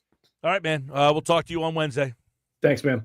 There's Geoff Mosher from the Inside the Birds podcast, InsideTheBirds.com, and, of course, here on Football at 4 on the Sports Bash Live on 97.3 ESPN, the 97.3 ESPN free mobile app, and live video. I think we're having a problem with the X platform video today, so if you're looking for the video, check out YouTube, at Mike Gill Show on YouTube. I think the X platform is having all sorts of problems today. They were the big losers today, the X platform. I think Blue Sky was the big winner. Maybe Threads. Josh said he's been on Threads. I've been on Blue Sky. But if you want to watch the show, check out at Mike Gill Show on YouTube. All right, when we come back, Nick's Nuggets is in the house. What kind of nuggets does he have today? That's next. This is the Sports Bash on 97.3 ESPN.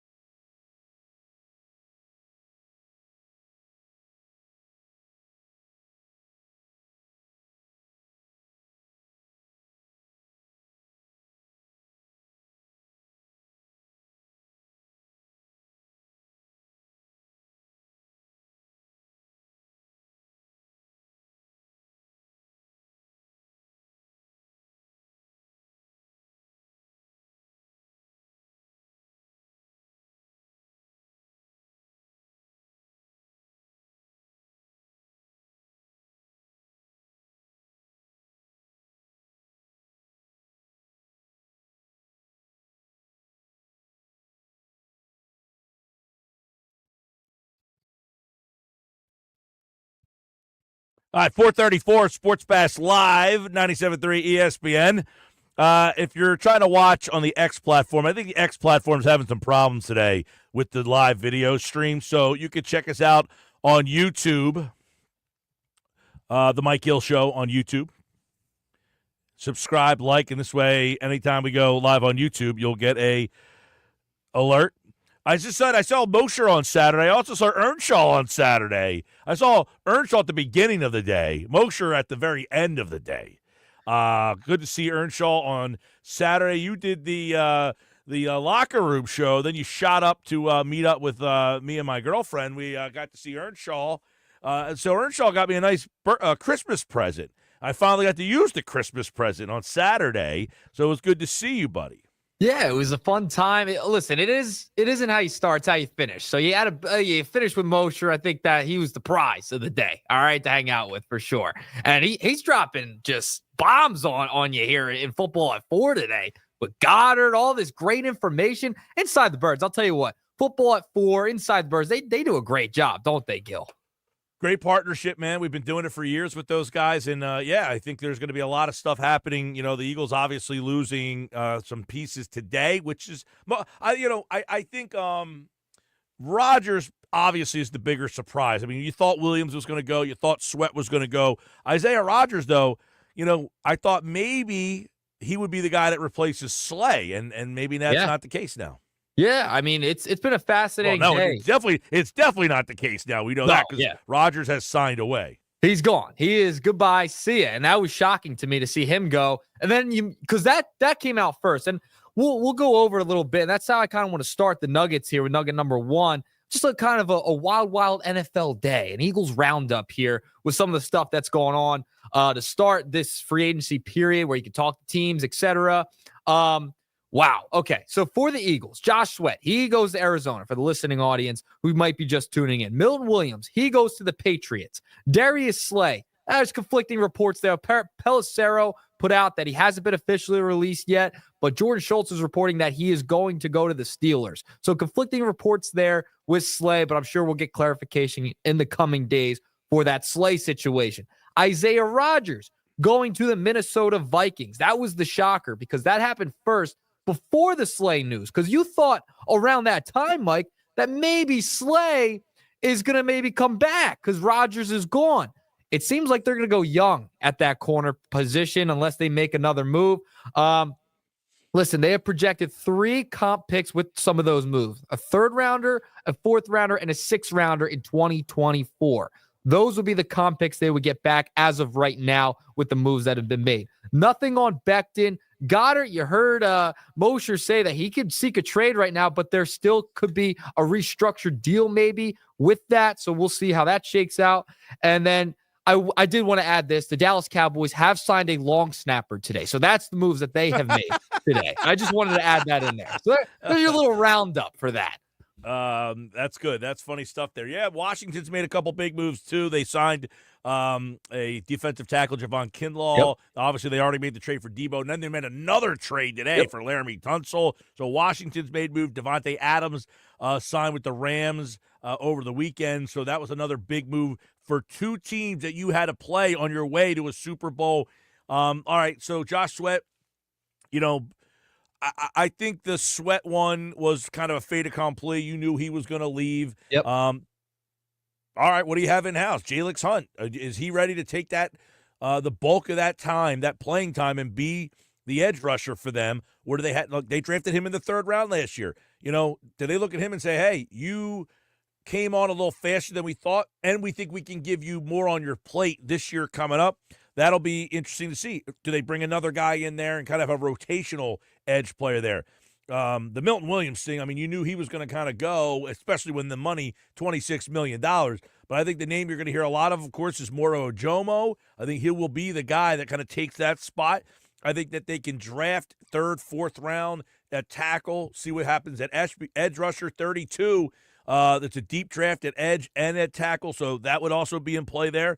But the Isaiah Rodgers one, you thought that Slay would leave and Rodgers essentially would take over that spot. But I think what the Eagles are saying is, listen, can't pay everybody. We've spent a lot of money, big-time contracts.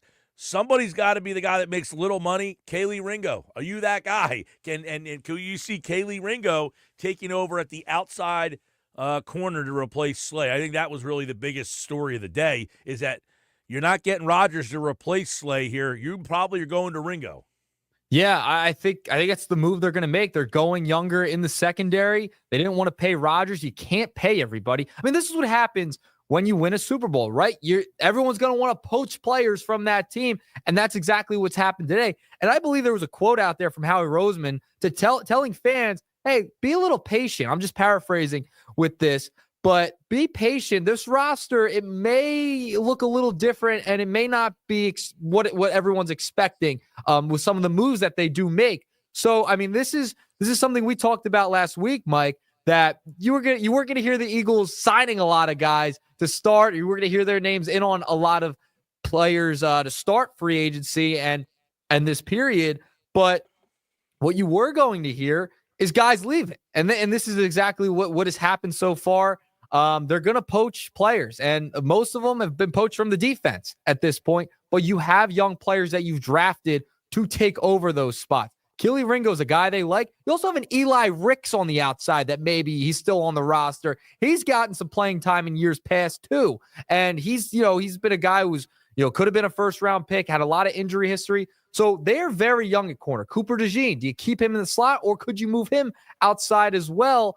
Those are decisions that are going to have to be made. I'm very curious to see what they do at that corner spot, also in the draft later, probably in those mid-rounds. Yeah, absolutely. And listen, you talked about it. We talked about it with Mosher, too. Another guy that could be leaving is possibly Dallas Goedert. And what they would have to do, good draft for tight ends, very deep tight end class here. But Dallas Goedert, very good. I saw a stat this weekend with Goedert on the field. They average almost 7 yards a carry. When Goddard's off the field, that number goes down to like 4.5, which is still pretty good, but it ain't 7. And by the way, he made some big plays, catching the football, run after the catch. Goedert he's a guy that gets hurt almost every year. You know you're missing him for 4 to 5 games. But can they afford to move on from him? And who do they turn that role over to? Because Grant Calcaterra, I don't think, is a guy that is as dynamic a player as Dallas Goedert. So that was something that Mosher said, they've given him permission to seek a trade. Yeah, and I went back like about 4 times on the rewind on the YouTube channel because, X is, being, who knows what's going on with that platform today and Elon. But on YouTube, I had to go back like 18 times to make sure, did he just say that correctly? Dallas Goedert is given permission to seek a trade according to Mosher and Inside the Birds. So that's pretty big. I will say Kaplan and the Inside the Birds football report have been mentioning that for a couple of weeks here. And then Josina Anderson did report last night that the Eagles are looking for a 4th-round pick for Dallas Goedert. So, apparently the market for Goedert just isn't really there. Like, there's not a lot in the a lot of interest in him, and the 4th-round pick is what they're hoping to get. Yeah, and I think you were right on the money there. I mean, I think it might have to do a little bit with the injuries, right? He's also, around 30 years old at this point in his career. So the injuries, that's in play. They're not going to get a ton back for a tight end, especially in a strong tight end class this season. So I'm very curious to see what happens to Dallas Goedert in this situation. And you guys were talking about it. He's a great blocker. He can catch passes. He can knock you over. He did a lot. And Calcaterra, while they like him, he can't do as much as Dallas Goedert can, Mike. No, I think Calcaterra is a guy who's a good athlete, catches the ball, but he doesn't break tackles. He's not a good blocker, not nearly as good a blocker or as dynamic in the pass game.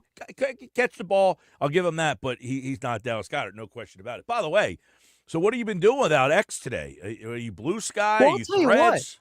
I'll tell you what, my X, it wasn't working for a couple of hours, but then all of a sudden it started working around, I guess, 2 o'clock today, right? 1:45-ish.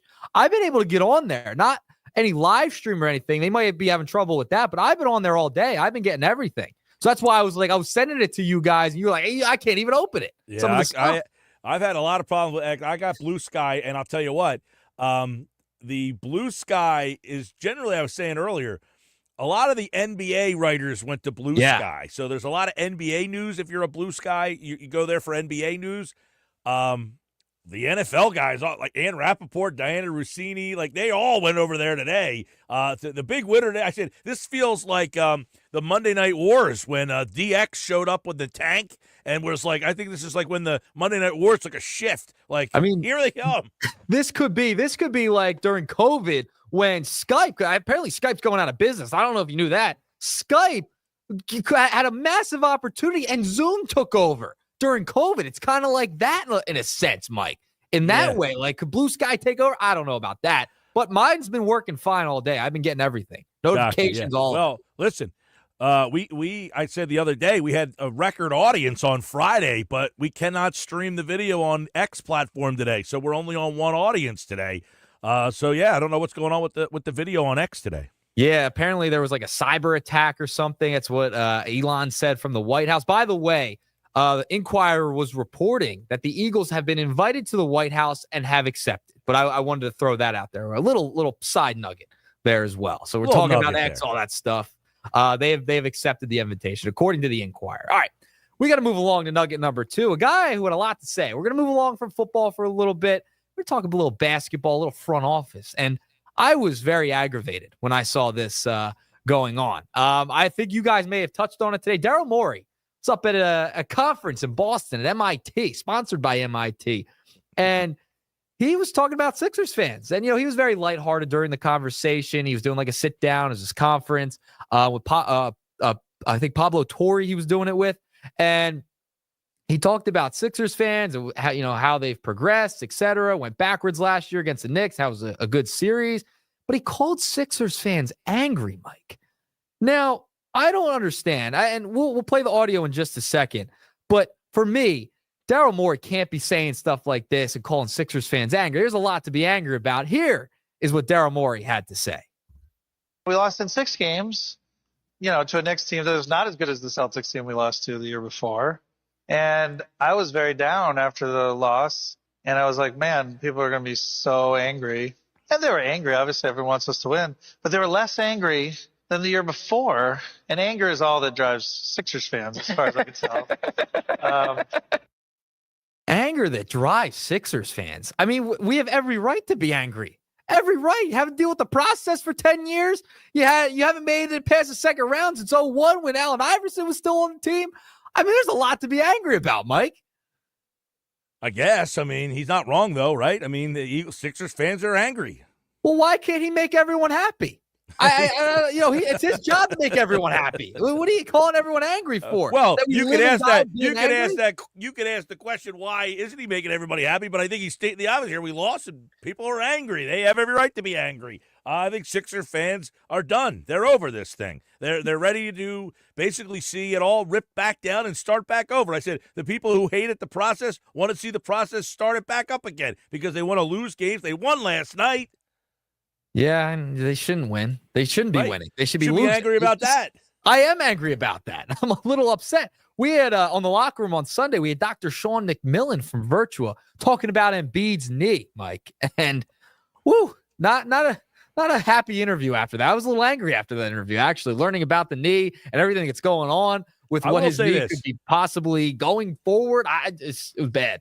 Yeah, I will say this, and totally, respect any doctor who obviously has a lot more knowledge. I don't think anybody knows what's going on with Embiid at this point right now. I think this is out of everybody's hands.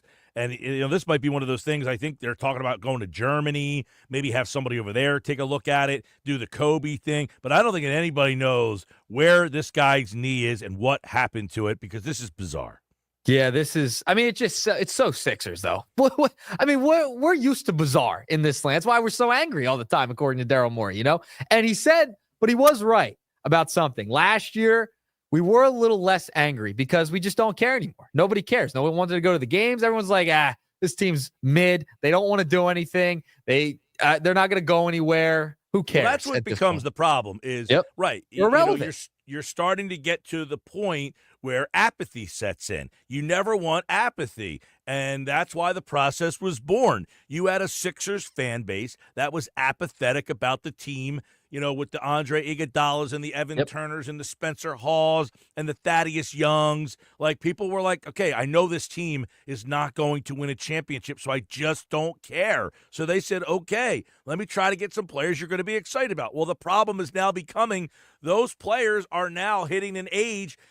Everybody has a shelf life to where they hit a certain age, and now in our minds, that's who they are. So I think, Joel Embiid is no longer this young guy that you're excited about anymore. And there's no other, like Tyrese Maxey, okay, he's a young player, but there's not a lot of other young guys that you're, like, excited about that have come here together. They kind of, got lost in the way, and now you got Paul George here who doesn't even want to be here, really. So, yeah, the fan base has become, I don't even know if angry is the right word. I think they just become apathetic.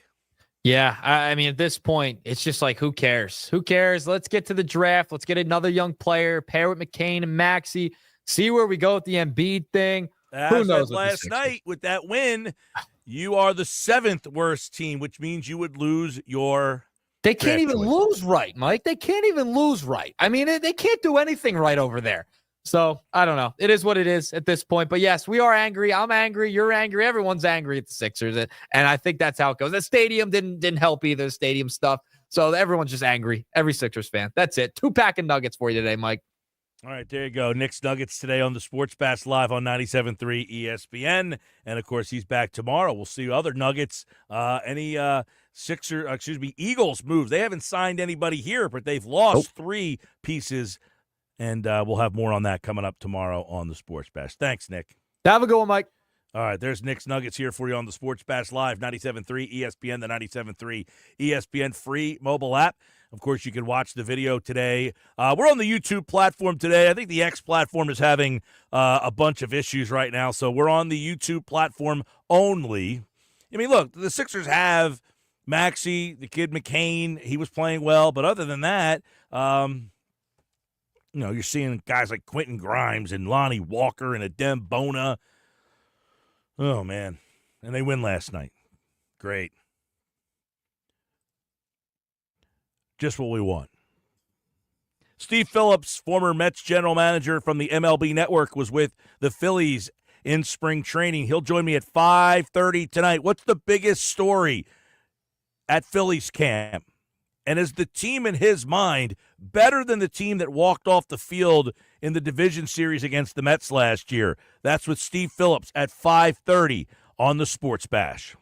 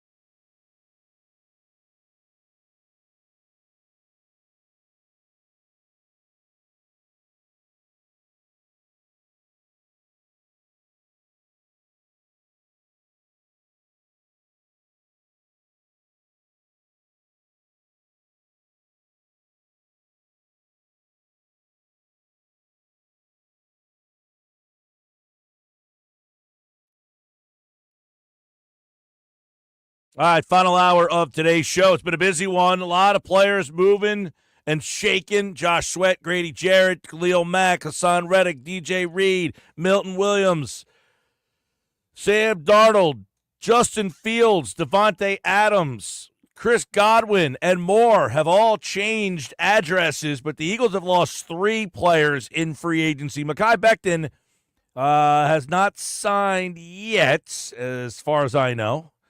The X platform is having a rough day today.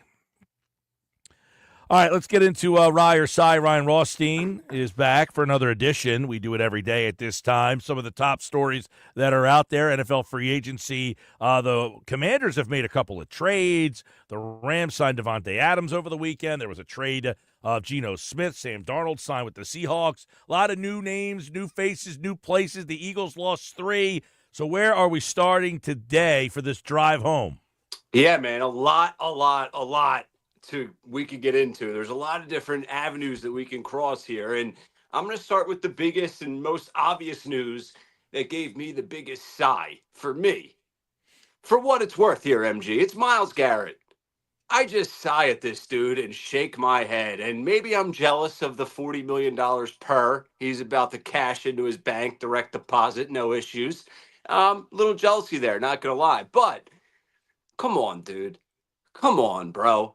All right, you just told us for weeks since Radio Row leading up to the Super Bowl. You were there. Everyone said, saw him there. There you go. Want to go to a contender. I want to compete for a championship. I've done my time in Cleveland. Not about the money. And dude, you just look like, to me, he looks like a clown. And listen, he's not a clown. I get it. He's one of the greats on the defensive side of the ball. Arguably will go down as one of the greatest edge rushers this game may have ever seen when he decides to hang up the cleats. But you look like a clown, bro. He could have gone about it a million different ways and still gotten to this result. That is where I start with my biggest sigh of this busy, busy Monday. Yeah, I mean, listen, it was disheartening to see. It was such a big deal that you were like, how do you say no to that? But at the same time, he wasn't even taking their call. You know, it was like, I don't even want to hear what your offer is. I want to play for a Super Bowl contender. And then you sign with a team that won 3 games. I mean, right. I agree with you that it was a little disheartening to hear and see that he was so adamant about, I want to be on a Super Bowl contender, and then I'm not taking your call because I don't want to hear what your offer is to me because I don't want to be lured back in there. And then what happened between him saying that and then Saturday when he signs the deal? And you're right, because the big thing is, you know, was Philadelphia kind of saying, hey, we think we can make a call and make this happen? I don't know. But now that is obviously off the table. But it does kind of make him look like he took the money and said, the heck with it. I'm just going to go where the money's at, because he doesn't really think that the Browns have a shot to win.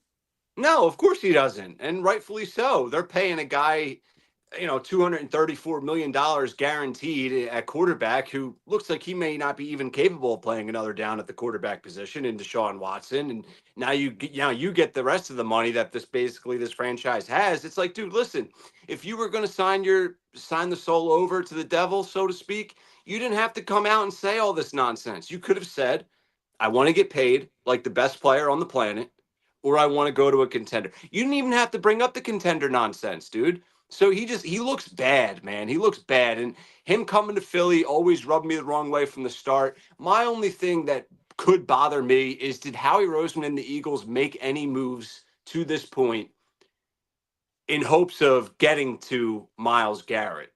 Right? Like, were they thinking and assuming that they had a really good chance of landing Myles Garrett? So maybe they made transaction A, B, or C to get to D, and now D's off the table. Yeah, I don't know, because, I mean, obviously they let 3 guys walk today. The one that I think is interesting, we thought Milton Williams and Josh Sweat were going to probably not be here, but did they think that they could get Isaiah Rodgers back to play cornerback as they let Slay go out the door? Now Slay's gone. It seemingly looks like he's going to sign elsewhere. That can't officially happen. There's some semantics there. But now you've lost Isaiah Rodgers as well, and it seemed like he was the logical guy. Do you now go to you onto your third guy, Kaylee Ringo, possibly? And do you have to now say, all right, we didn't expect Rodgers to go, but now we're going to have to roll with the punches on that one. That one I thought was kind of the interesting story of the day for me, which was Rodgers gets the deal to go to the Vikings. Did the Eagles not, even try to go after him? Did their offer come nowhere close to what the Vikings was, which was 2 years,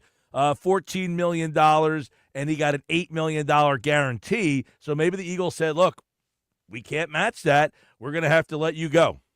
Yeah, and now all of a sudden Slay is, widening his scope of potential landing spots. I'm sure you discussed that at some point today, but now all of a sudden it doesn't seem like Detroit and Philly are the only landing spots for this guy. So a lot changes. You can only take a tiny grain of salt of what these guys say publicly, clearly, right? Well, listen, and if this news ends up being true with Darius Slay, you got to take him with a grain of salt. He said, I'm either want to go to Detroit or Philadelphia. Well, there's a report earlier today that says he's going to be going to Pittsburgh. Now, that can't officially happen, but I'm imagining that the reporter jumped the gun on that a little bit, and basically when Slay becomes available, he'll probably end up in Pittsburgh, but as officially, he can't go to Pittsburgh because he's still not, quote-unquote, released by the Eagles yet. But that's a fait accompli. But does he go to Pittsburgh, a place where he didn't say he had any interest in playing? It was either Philadelphia or Detroit. Well, Detroit went out and signed a corner today and basically said, we're not interested in you. And maybe Philadelphia's had dialogue with him saying, we're not going to be able to match the price that you're asking for either. Yeah, to me, it's clear, and I don't blame any of these guys for this, but it's clear that money talks. Money always talks. It always has. And it always will. Darius Slay, before he's officially cutting ties with the Eagles, and it's not even officially official, but, I only want to go to Detroit or Philly. And as soon as he has the flexibility to, date other people, he's on Tinder, he's on Bumble, he's everywhere on the dating apps, and he'll take any suitor that wants to pay him the most money, where 2 weeks ago he's not doing that. But it's all about the leverage for these guys. And I understand it, but it just goes back to the public comments. You can't take anything face value. Yeah, and listen, you mentioned you started this conversation by saying that you were sighing about Myles Garrett, and now you've lost Josh Sweat, which you knew you were going to lose, but you wonder if there was a thought that they could say, hey, we know we're losing Josh Sweat, but we're programming all this in to try to replace him. Now you're replacing with apparently Jalix Hunt in the interim here. I mean, are we all ready to say that Jalix Hunt is ready to step in and play the same amount of snaps that Josh Sweat played last year? That I don't know. I mean, he was a very intriguing prospect, a third-round pick, who, by the way, I think people were pretty shocked that he was as advanced as he was. Remember, this guy played safety in the Ivy League, and then all of a sudden grew to where he transferred to play defensive end at a bigger college, but still not a big school, but he was playing safety in the Ivy League. Right. No, it makes you laugh when you bring that up, because you forget. I certainly have forgotten that. It's absolutely crazy. And another side is this whole Dallas Goedert stuff. And listen, Dallas Goedert's a guy that we don't give him enough credit. I think we undervalue and underappreciate a guy like Dallas Goedert. Right now, this is a guy that could be seeking trades, is going to see what the market has in store for him potentially, and he could be parting ways with the Eagles. Now, this is very early on in these stages and reports. I understand that. But let's just assume that's the truth, and this gets serious in him potentially leaving Philadelphia. I've talked about in the past how they have to look to the draft to add depth. I get all of that. But let's not forget the value that Dallas Goedert brings to this team. This is a guy that led the Philadelphia Eagles in the postseason in catches, in yards, was second in targets just by a couple of targets in the playoffs. This guy was monumental in securing their second Super Bowl Vince Lombardi trophy. And now we're just sort of looking at it big picture saying, let him walk. And, I sigh at that. I think he deserves a little bit more respect. You know what happens, and you're right. I think, Goddard was a big factor. I saw a stat over the weekend about their running game with Goddard on the field as opposed to when he was not on the field. They averaged almost 7 yards a carry when he was on the field, and it was down to about 4.5 when he was not in the game. So it tells you how much he means to the run game too. But he's also a guy that will catch the ball, break tackles, gets open in the open field. Calcaterra is a nice receiver, but he's not catching and then breaking tackles and then running, No. That's where Goddard was such a special player. The problem has become, you're going to lose him for 4 to 5 games almost every single year. Now he gets to the point where he's on the last year of his deal, probably wants more money. So the Eagles have to make that decision.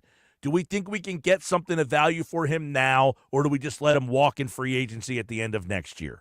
Yeah, and you can't pay everybody. I get it. I wholeheartedly understand it from Howie's perspective, from the numbers side of things. I get it, right? Someone's going to have to take the fall. Someone's going to end up landing face first on the chopping block, and it could very well be Dallas Goedert in this situation. But you just look at it and you sort of sigh and you sort of shake your head and say, man, you know what? This guy does deserve more, especially how he performed when the stage is its brightest. I relate him a little bit to Ranger Suarez with the Phillies, a guy that we see as, we can part ways with, we can do this and that, but these are guys that performed on the biggest stage. And there's a lot of guys out there that can't perform how these guys have performed for us on the biggest stage. And that should be calculated into all of this. Hey, it's a good point. As you're losing a guy in Sweat who was the best he ever played. Milton Williams, the best those two guys ever played, was in the biggest game, and now you don't have them anymore. Isaiah Rodgers also, if people forget, Isaiah Rodgers, I think in the Ram game, was it? I think he had he recovered that fumble. He was the one that picked it up and scooped it and ran it back down to the 10. So he was kind of an opportune player and was a really good find when Darius Slay ended up getting hurt from time to time. He started 3 or 4 games, and in those games, you didn't have a drop-off because he was a capable player. So that's what ends up happening, though. When you win a Super Bowl, teams come after your players, and now the Eagles are going to fight their way through it. Now, the one big thing is, as we've been talking about a lot today, I think the name Moro Ojomo is going to start to be at the top of everybody's vocabulary because he takes the Milton Williams, role probably. Jalix Hunt, you drafted him in the 3rd round. Now you're hoping that he, much like Milton Williams, who's a 3rd-round pick, you're hoping that he's ready to step in there. The big one is, though, can Kaylee Ringo be a starting outside corner? You're going to have to find out, most likely. Yeah, do we want to find that out? Like, I don't know if I do. Fair question. I mean, now does the focus really shift to outside corner? You may have to say yes to that. I know edge rusher is certainly a priority. You just lost Sweat. You just lost Milton Williams, 2 huge monumental guys in the Super Bowl, as you highlighted, Mike Gill. But, this team does all of a sudden now on a Monday have a little bit more questions than I thought they would have just a few days ago when we did this segment on Friday. Well, think about this, too. They won the Super Bowl on February the 10th. On February the 12th, essentially, the team was different when Kellen Moore got hired. So it didn't take long for the Super Bowl team to have a different look, and here we are. Now, they won on February 10th. Today is March the 10th. 1 month later, how different they looked than the team that was celebrating down Broad Street a couple weeks ago. Yeah, it's like, what do we sigh at some of the moves? Do we have more sighs than stamps of approval? Right? Like, well, when you've let 3 players walk and didn't really replace them, I don't want to say they didn't replace them. You keep Bowen. Saquon contract and extension, certainly a surprise, but I think we've grown to understand and respect it. Do you outweigh the good with the bad? Well, this is where I think, look, the Eagles, and this is what good teams have to do. Now, the problem with like Milton Williams and Josh Sweat to some extent, you got Milton Williams in the 3rd round, you got Josh Sweat in the 4th round. These are 2, they're not first-round picks, and they produce for you. Mm-hmm. But they hit their point in free agency, and this is where the good teams have to make the decision. Hey, listen, we got what we wanted to get out of these guys, and we drafted, I don't want to say they're replacements, but we have drafted depth behind them. Just like those guys did, we need those guys to step in. The problem is you're not going to hit every single time. So when Milton Williams got drafted, are you anticipating that this guy's going to get a 4-year, $105 million contract, 4 years later? No, of course not. No. But you let him walk when that contract comes because you feel confident that you have now developed Moro Ojomo that can now step into that spot. But you're right. You can't just assume just because it's worked out for you in the past, that's going to work out every single time. Like you let Hargrave walk in a D-tackle position to the San Francisco 49ers, and none of us really shook our head at that ever since. But that doesn't mean you can let every D-tackle you have walk, and it's going to end up panning out for you, or any position for that matter, to your point. Exactly. Like, yeah, when you let Javon Hargrave walk, it's because you think Milton Williams is now ready to be, or maybe not even think. You just have to hope that that's the guy we drafted because we foresaw that Javon Hargrave was going to have to walk. So this was the guy that we anticipated taking that spot. And here we are 4 years later. The same thing walks out the door, Milton Williams, and here's the guy that we think can step right into that spot. Now, I don't know that they have that guy, in Jalix Hunt as the edge rusher quite yet. Do they? Is Vic Fangio sitting down with Nick Sirianni saying, hey, man, don't worry about losing Sweat. We're good with Jalix Hunt. Now, keep in mind, too, they also have Bryce Huff, who was a complete bomb last year. Who? Do you give him – exactly. Do you give him another shot? Is that part of their thing saying, hey, listen, we signed this guy last year with the thought we could lose Sweat, and here we are now. We got to give this guy another shot. See, for me, I was never a full-on supporter of bringing Bond back. I loved Bond. Love his story. He was awesome for us, okay? I can acknowledge that. But I'll throw this question out there to you and listeners. Who would you rather have, Bond or Sweat? Oh, Bond was the guy that I said you got to go get. But, is the edge rusher I'm sighing on second... that comment. I'm sighing on that comment. All right, but isn't edge rusher the second most important position?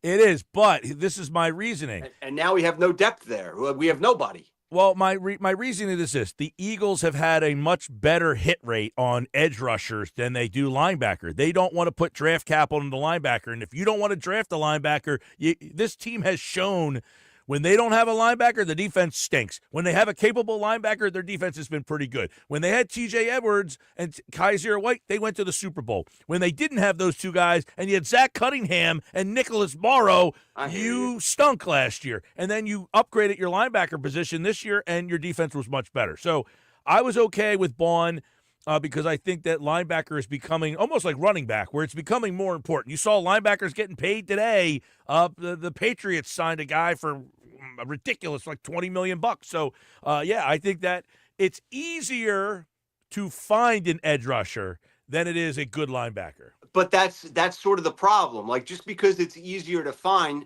doesn't mean you're going to hit on them. And doesn't mean you're going to find that replacement. We know that's the case for everything, though. Like you never know you're going to hit on something, but it's more like it's like the process, right? Why do the Sixers lose to get high draft picks? Because there's more talent to pick at the top of the draft than there is at the back of the draft. Yeah, I could get a guy at 21, but that means other people have to make mistakes for me to land that guy. I have a bigger pool of talent if I'm selecting edge rushers than I do linebackers. It's an interesting convo, but you brought up the Sixers, and I did want to work in a Sixers point before I pieced out. So let's transition to some hoops talk for a few minutes. I know it's been heavy NFL and free agency for all the obvious reasons in the first 20 minutes of this conversation, Mike Gill. But Daryl Morey did speak over the weekend, and he had some interesting comments as it relates to the team and specifically as it relates to the fans. I don't know if you already played this clip, but I still have some thoughts that I want to rehash regardless. So let's cue this up. This is Sixers front office executive D-Money, Daryl Morey, talking about not the happiest fans in the world here in Philadelphia. Take a listen. We lost in 6 games, to a Knicks team that is not as good as the Celtics team we lost to the year before.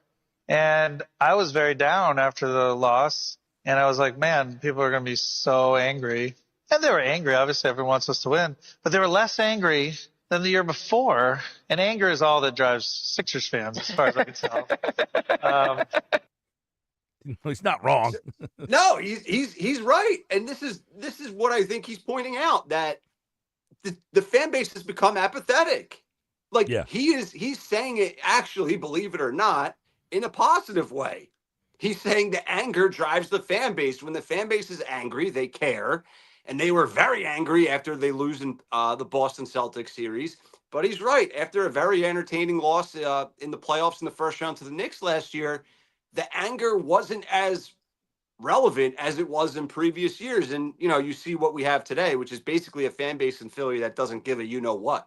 Yeah, and what ends up happening, too, is they sign a player like Paul George. When you spend that kind of money on a player of that magnitude, that should re-energize a fan base, and it didn't do that. I mean, that kind of tells you where the fan base was. When they thought getting Paul George was going to get people jacked up and excited about this season, it didn't do that. And I think that stems from the loss against the Knicks. I think told people, this isn't happening. This just isn't happening. And they get Paul George, and you're thinking, you got Paul George, you got Max, you got. And yeah, there were some people that were like, okay, but it kind of fell flat, I think, for the majority of the fan base. And now you're at a point here where this team, people hate the team. I mean, now they win last night. You can't win because they lose. They win a game last night. People want you to lose. So you can't even do that right.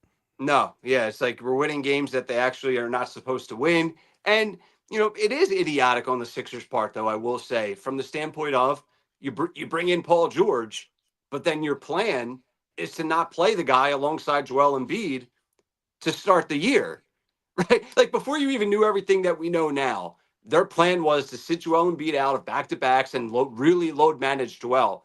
But you have this new splash in free agency that you acquired. Dr. J had to go to his house and take his shoes off. He had to do all these things. And you decide to not roll out the new toy. It's like signing Saquon Barkley and saying you're going to load manage him. It's idiotic. I listen. I was not the biggest fan of the Paul George thing, but my view from 50,000 feet up was, look, he's got to be better than Tobias Harris. Like switching those two guys, you should be better. Well, even that hasn't happened because George, and I was a huge Paul George fan when he was in Indiana, was a big fan of his there. I thought he took a mediocre team and drugged them to the conference finals multiple times. Even when he got traded to Oklahoma City, people were like, he's stuck in purgatory. No, he made them like a pretty darn good team. So here's a player that you're like, okay, as the third guy. Yeah. And it just hasn't worked out. It's unbelievable. And I got to be honest with you. I'm the guy, I love hoops. I watch every night. I'm out. I just can't. I mean, now you're at the point where you don't even want them to win. I turned the game on last night. They're up by 6 with like 2 minutes left. And I'm like, are you kidding me? Yeah, I know. I know. You don't even want to watch, and when you get news that they're winning, it's bad news. It's a bad situation for a team that's not supposed to be intentionally losing, for a team that's not in the process years, for a team that has Paul George and another All-Star and Maxey, an MVP and Embiid all on the roster, yet you have this poo to show for it, man. Stinks. It's a mess. It stinks that the winter sports teams, I tweeted this out on Saturday or Sunday, is we have reached the portion of the season where we now want both the Flyers and Sixers to lose every night, and that sucks. It does suck. It does suck, and especially when they're in positions, at least the Sixers, I'll speak on the Sixers, where that's not the plan. Like, this was not the plan going into the year. This is not our expectation for this franchise, and now we just have a lot of questions. A lot of questions. All right, there's Ryer Sigh for this Monday. We'll do it again tomorrow here on the Sports Bash Live on 97.3 ESPN. We'll have updates on NFL free agency and more all throughout the week here on the Sports Bash. Take care, man. Later, man. All right, there you go. Rye or Sigh here on the Sports Bash. We had some takes that we're on the same page with here today on the Bash. All right, coming up, Steve Phillips, former Mets general manager, joins me right here on the Sports Bash. He was at Phillies camp this weekend. Is this team better than the team that walked off the field against the Mets last year? We'll see what Steve Phillips thinks coming up next on the Sports Bash on 97.3 ESPN.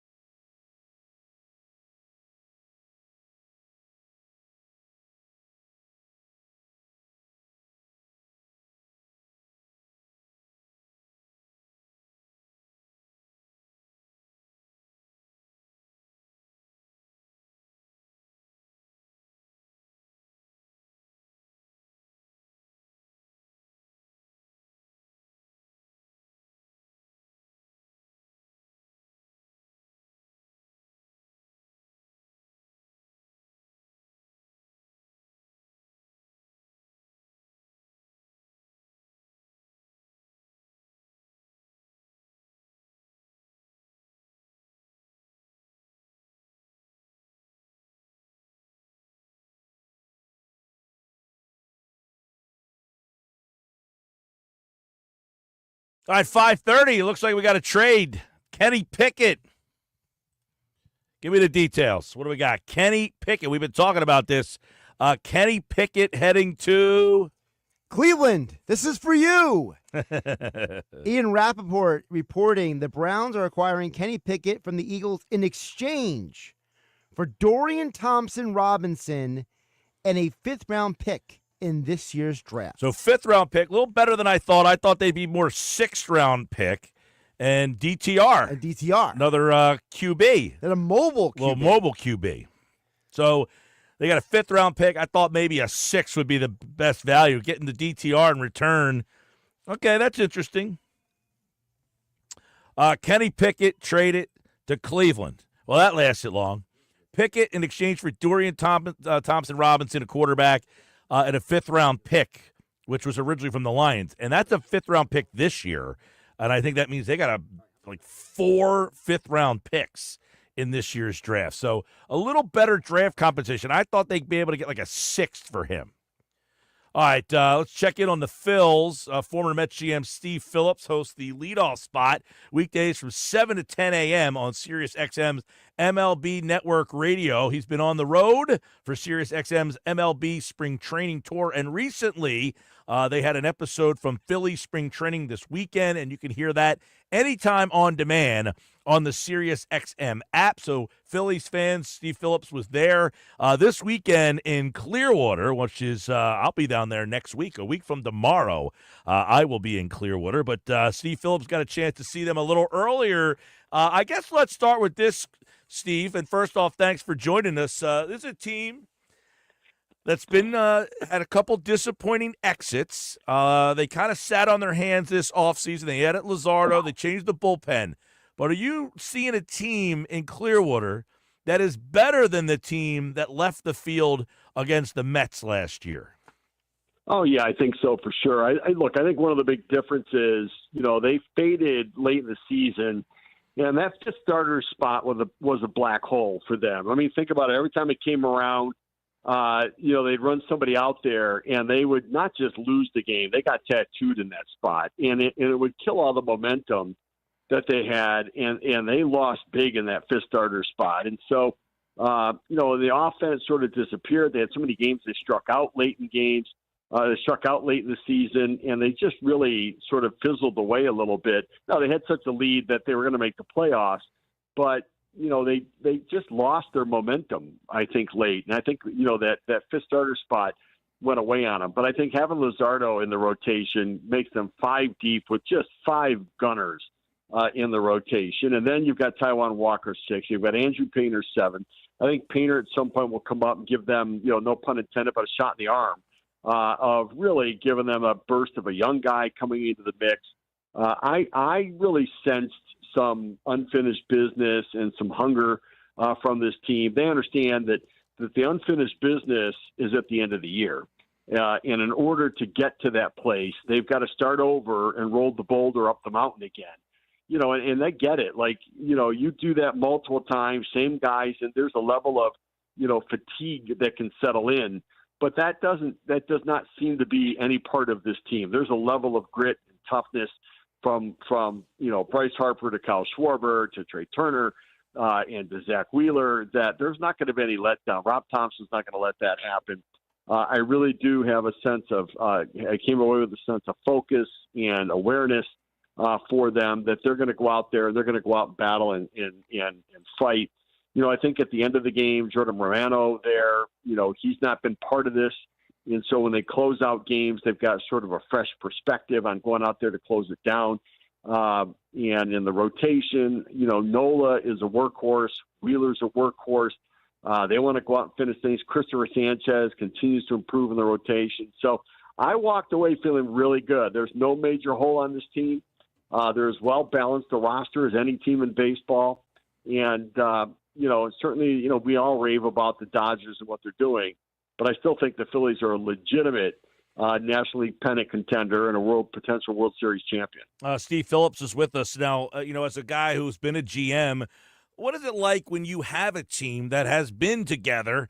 At what point do you say, hey, we lost in the World Series, We lost in the championship series. Now we've lost in the division series. Is this the message from Dave Dombrowski, Steve? Like, this is it, guys. If you like your buddy here, if you like this team, we got to produce. It's now or never. Yeah, I don't think you say anything like that to them. One of the things I asked Rob Thompson, and I do believe this, that you've got to find a way to make it fresh every year. And they do have a pretty consistent roster over the last several years. And how do you keep it fresh? And I asked him that question last year, and his answer last year was the same as his answer this year. The players do that. The players keep it fresh. And, I always believe that you need to find a way to make it a little different every year. And this is just a little different this year. But, this clubhouse has some real grit to it. And I think that Phillies fans, I think there's a difference between New York and Philadelphia. I do. I honestly believe that there's a whole another level of accountability for Philly fans over Yankee fans. I think there's another level of expectation. And New York's a tough place to play. And I just think that there's a level of, I don't know it's not anger, but a level of expectation. Yeah. I think that Philly fans take it a little further even than Mets fans do. And I think New York's got a different kind of expectation, but I think that Philly fans verbally will call you out in a way more than Mets fans or Yankee fans do. But I also think they will reward you with their love more than Mets fans or Yankee fans do. And so I think that freshness and that accountability really is delivered in a level of communication differently in Philadelphia than even in New York. I think New York's got different levels of expectations from the media than maybe in Philadelphia.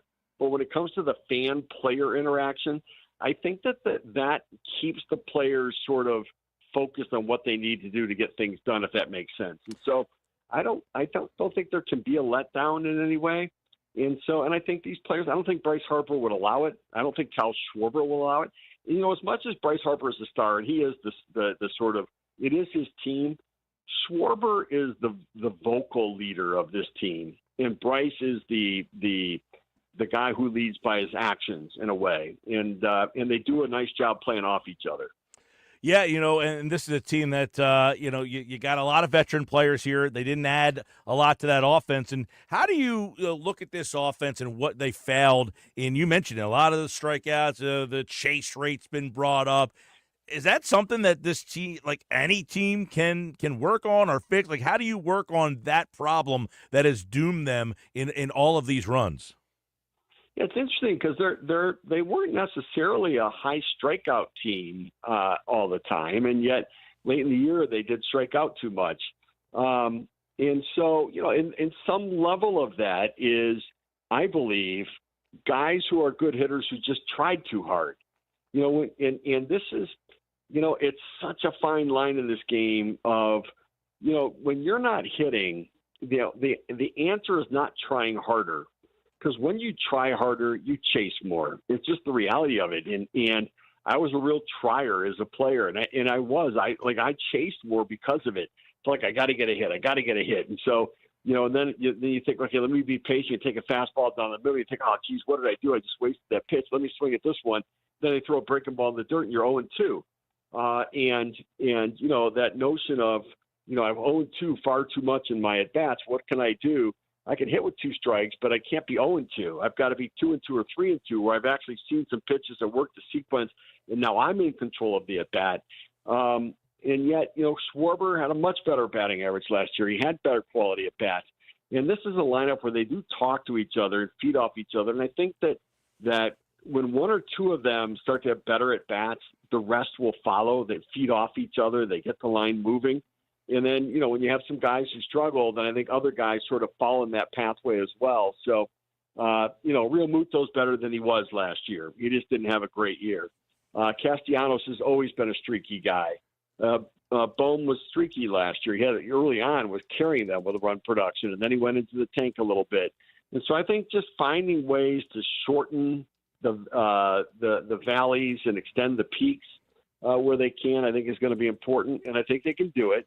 And I think with experience that they can start to find those adjustments in season to be able to improve. And I think that when the pitching can lock in and just be consistently good, where they don't have those days where you're 6 runs behind, where now you feel like, geez, now we really better score. We have to score.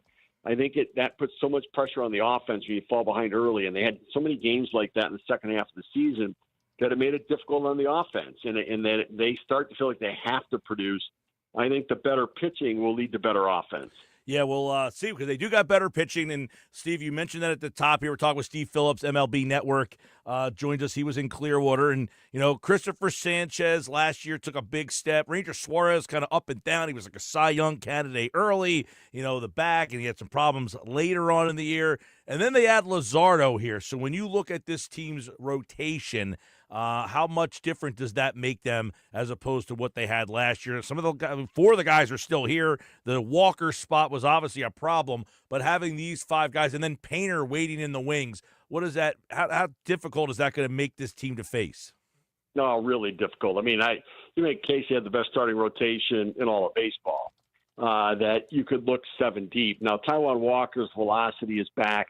He's always been that way. That when he's not quite healthy, he becomes hittable because the split and the break on his pitches isn't there when he's not healthy. And the separation on his velocity is not there on his pitches when he's not healthy. But the fastball's now at 95, 96, and his separation of his pitches is much better. Christopher Sanchez is really good. I think he's figured it out. I think he's understanding sequencing and tunneling of his pitches now. I really, really like him, and I think it was a brilliant move to get him that contract extension. Ranger Suarez was really good. Then he got dinged up a little bit. He was hurt some, and he just didn't come all the way back. But I liked him, and especially back in the number 4, number 5 spot in the rotation. Luzardo's got some of the best stuff of any left-hander in baseball. His health has been a bit of an issue, so if they keep him healthy and on the mound, they've got a chance to have a potential ace in him, the best stuff of the 3 left-handers in the rotation. And then for Walker, just listen, if you got a veteran guy like that as your number 6 starter, and at some point, Andrew Painter, now that he's healthy, you get him some time at AAA just to get his legs underneath him. He was the pitcher of the year in the Arizona Fall League last year, but he didn't throw a lot. He needs some fine-tuning down at AAA. And he's going to need a controlled workload anyways coming back from injury. But I think the best thing is start him down at the minor league level, protect his innings, and then bring him up for that young, sort of energetic pitcher that impacts the rotation. I think they're in a great spot with their starting pitching. If anybody goes down, you've got Painter to bring in, you've got Walker to bring in, you've got depth, you've got numbers, you've got balance with lefties and righties in the rotation. They're really set up to be very, very good. Steve Phillips was with us, and then last year I would imagine their bullpen really disappointed them in the playoffs. They were very good. They got Estevez. Obviously, Hoffman had a great year. Is this bullpen better than the bullpen that failed them in that Mets series? Well, bullpens are so hard to know. It's the area where you make your most mistakes as a general manager, because it's so hard to quantify from one year to the next the impact of innings and appearances, and then how many times did a guy get warmed up and sit down and brought in or not brought in. And so it's always so hard to know. I mean, they've got some really good arms. Romano, effectively Hoffman and Romano switched teams. Hoffman's up in Toronto, Romano's down in Philly. Now, Romano missed time last year, and he goes back to 2023 at the end of the year in 23 where he felt like he got overworked a bit. And it wasn't necessarily how many times he came in the game, it's how many times he warmed up and didn't come in the game. And then he came in a game, and then he didn't, but he warmed up again. And so, they're trying to make a push late, and he got overworked a little bit, and it wasn't right in 24. But he is healthy now. It does feel good right now. The reports are good on him. They've got Kirkering and Alvarado, and so they've got weapons in the bullpen, good arms in the bullpen. And so I think they've got enough there to be very good. But, there's so many times that you think we had a really good bullpen last year. We're bringing back many of the same guys, but it's not worked out. And then other times you think, you know what? We don't know some of these guys. They got really good arms. And then the manager builds them into a good bullpen. I think Rob Thompson will manage the bullpen well. He knows his guys. He'll mix and match the matchups well. We'll see how they manage, what Painter does. If he's only going to pitch in the rotation, at some point maybe to manage innings, they can use him in the bullpen too. There's a lot of different things they can do, but I think their bullpen will be more than effective. And remember, they've got starters that go deeper in the game than any other rotation, right? I was really impressed talking to them in the camp that they go through the game thinking to themselves, how am I going to get through the lineup for the third time? Other teams don't do that. They're thinking about, let me go through the lineup for the second time, and then they're going to take me out. That's not the Phillies' way. They think about, how am I navigating this lineup to get through 3 times through the lineup and maybe 4. Maybe I'm going to finish this game. And so, that bridge is a little less important in Philadelphia than it is almost anywhere else. Well, we'll close with this, Steve. You were down there, and I guess, we talk about the lineup being the same. The 2 guys that are key is Bohm, whose name was attached to a lot of, trades, and you probably have dealt with that in your career when, somebody's name comes up in the offseason and then, hey, I'm back. And then Stott, who, a lot of people are wondering if those 2 guys, are they the guys that we've seen the last 2 years, or do they have another step in them? I mean, Bohm, he's getting there to the point where, is this all he is, a 280, 15-homer guy? Does he have another jump in him? And Stott, apparently had the injury last year. Those 2 guys might be the 2 most important guys on this roster. Yeah, so the game I saw, Bohm homered, and then he doubled. That they called it a ground rule double. He could have had 2 homers in the game. And remember, if you have 40 doubles and 18 home runs, that could easily become 25 homers and 28 doubles. The ball hit the wall instead of going over the wall, and so he drove in 90 runs, and so I think that power number, I love doubles. Give me a guy that's going to hit me 45 doubles, and if he hits 18 home runs, I'm cool with that. Because you're in some years those balls are going to go over the wall. Sometimes they go off the wall. The other thing is his defensive metrics. He played a much better third base for me last year than we've seen in the past, and I don't always trust those metrics defensively either. And I keep thinking to myself, I don't know that. I don't think he's that bad a third baseman that they need to trade him. I didn't think that what you're going to get back for him, because everybody diminishes him. You got a guy that had 40 doubles or whatever he had and 18 homers and drove in 90 runs and played a more than adequate third base for me. I was okay with him. For Stott, I can't figure out. He talked about how he needs to be more aggressive. He talked about being 0-2 a lot, and he's got to be more aggressive early in the count and then battle late. I remember a couple of years ago the quality of the at-bats where he came up and battled so much. And he got a little passive last year, and so I expect him to turn it up a little bit. I think he's a better player than what we've seen. I think he got a little out of sorts with his plan at the plate, but I like his swing. I like that he can steal bases. I like him defensively. And so I do think that there's another level for both those guys to go, and I don't think that they should look to replace either one of them right now. Okay, Steve Phillips was in Clearwater. You could check out their piece on Philly spring training on demand on the Sirius XM app, and you can check him off in the leadoff spot weekday mornings from 7 to 10 a.m. on Sirius XM Radio's MLB Network channel. Steve, good to catch up with you, man. You bet. Thanks for having me on. I appreciate it. Former Mets GM Steve Phillips here on the Sports Bash as we get ready to wrap up this Monday show. Kenny Pickett has been traded to the Browns. The details is coming up next on the Sports Bash.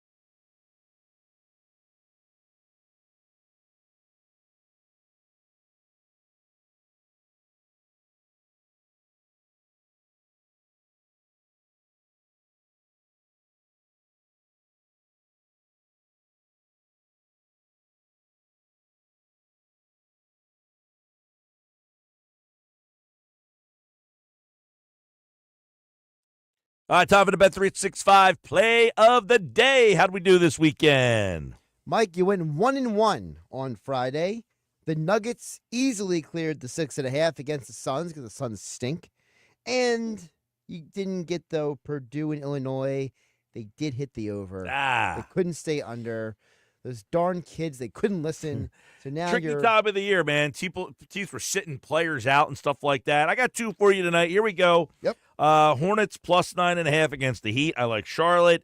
Rockets Magic. I go under 211.5. Rockets had a big night the other night. They scored they hung like 150, I think, on somebody, like 148 or something. So I'll take the under in that game as well. What's the updated record? 123, 84, and 1. I like that record. Still making people a lot of money out there. Kenny Pickett traded to Cleveland. It is a 5th-round pick, and Dorian Thompson-Robinson, DTR, is coming to Philly. I would imagine he's going to be the number 3 quarterback. They got a little bit more value than I thought. I said I thought Pickett would probably get them a 6th-round pick. He got him a 5th. Listen, at the end of the day, DTR, they got a 3rd quarterback. I think it's the getting the quarterback is the biggest value because you're basically swapping. I will say, though, that 5th-round pick, that gives them – how many 5th-round picks they have? 5? It's in this year's draft. I think it's altogether 5, yeah. So they have, I think, 4 or 5 5th-round picks, which means they could package that to make a move someplace else. So good move by Roseman. Got more than I thought for Pickett. And he gets traded. That means Tanner McKee is likely your backup quarterback. Interesting stuff. All right, that'll do it for me. Game night's up next. Sixers tonight against the Hawks right here on 97.3 ESPN. Have a great rest of your Monday, everybody. I'll talk to you tomorrow.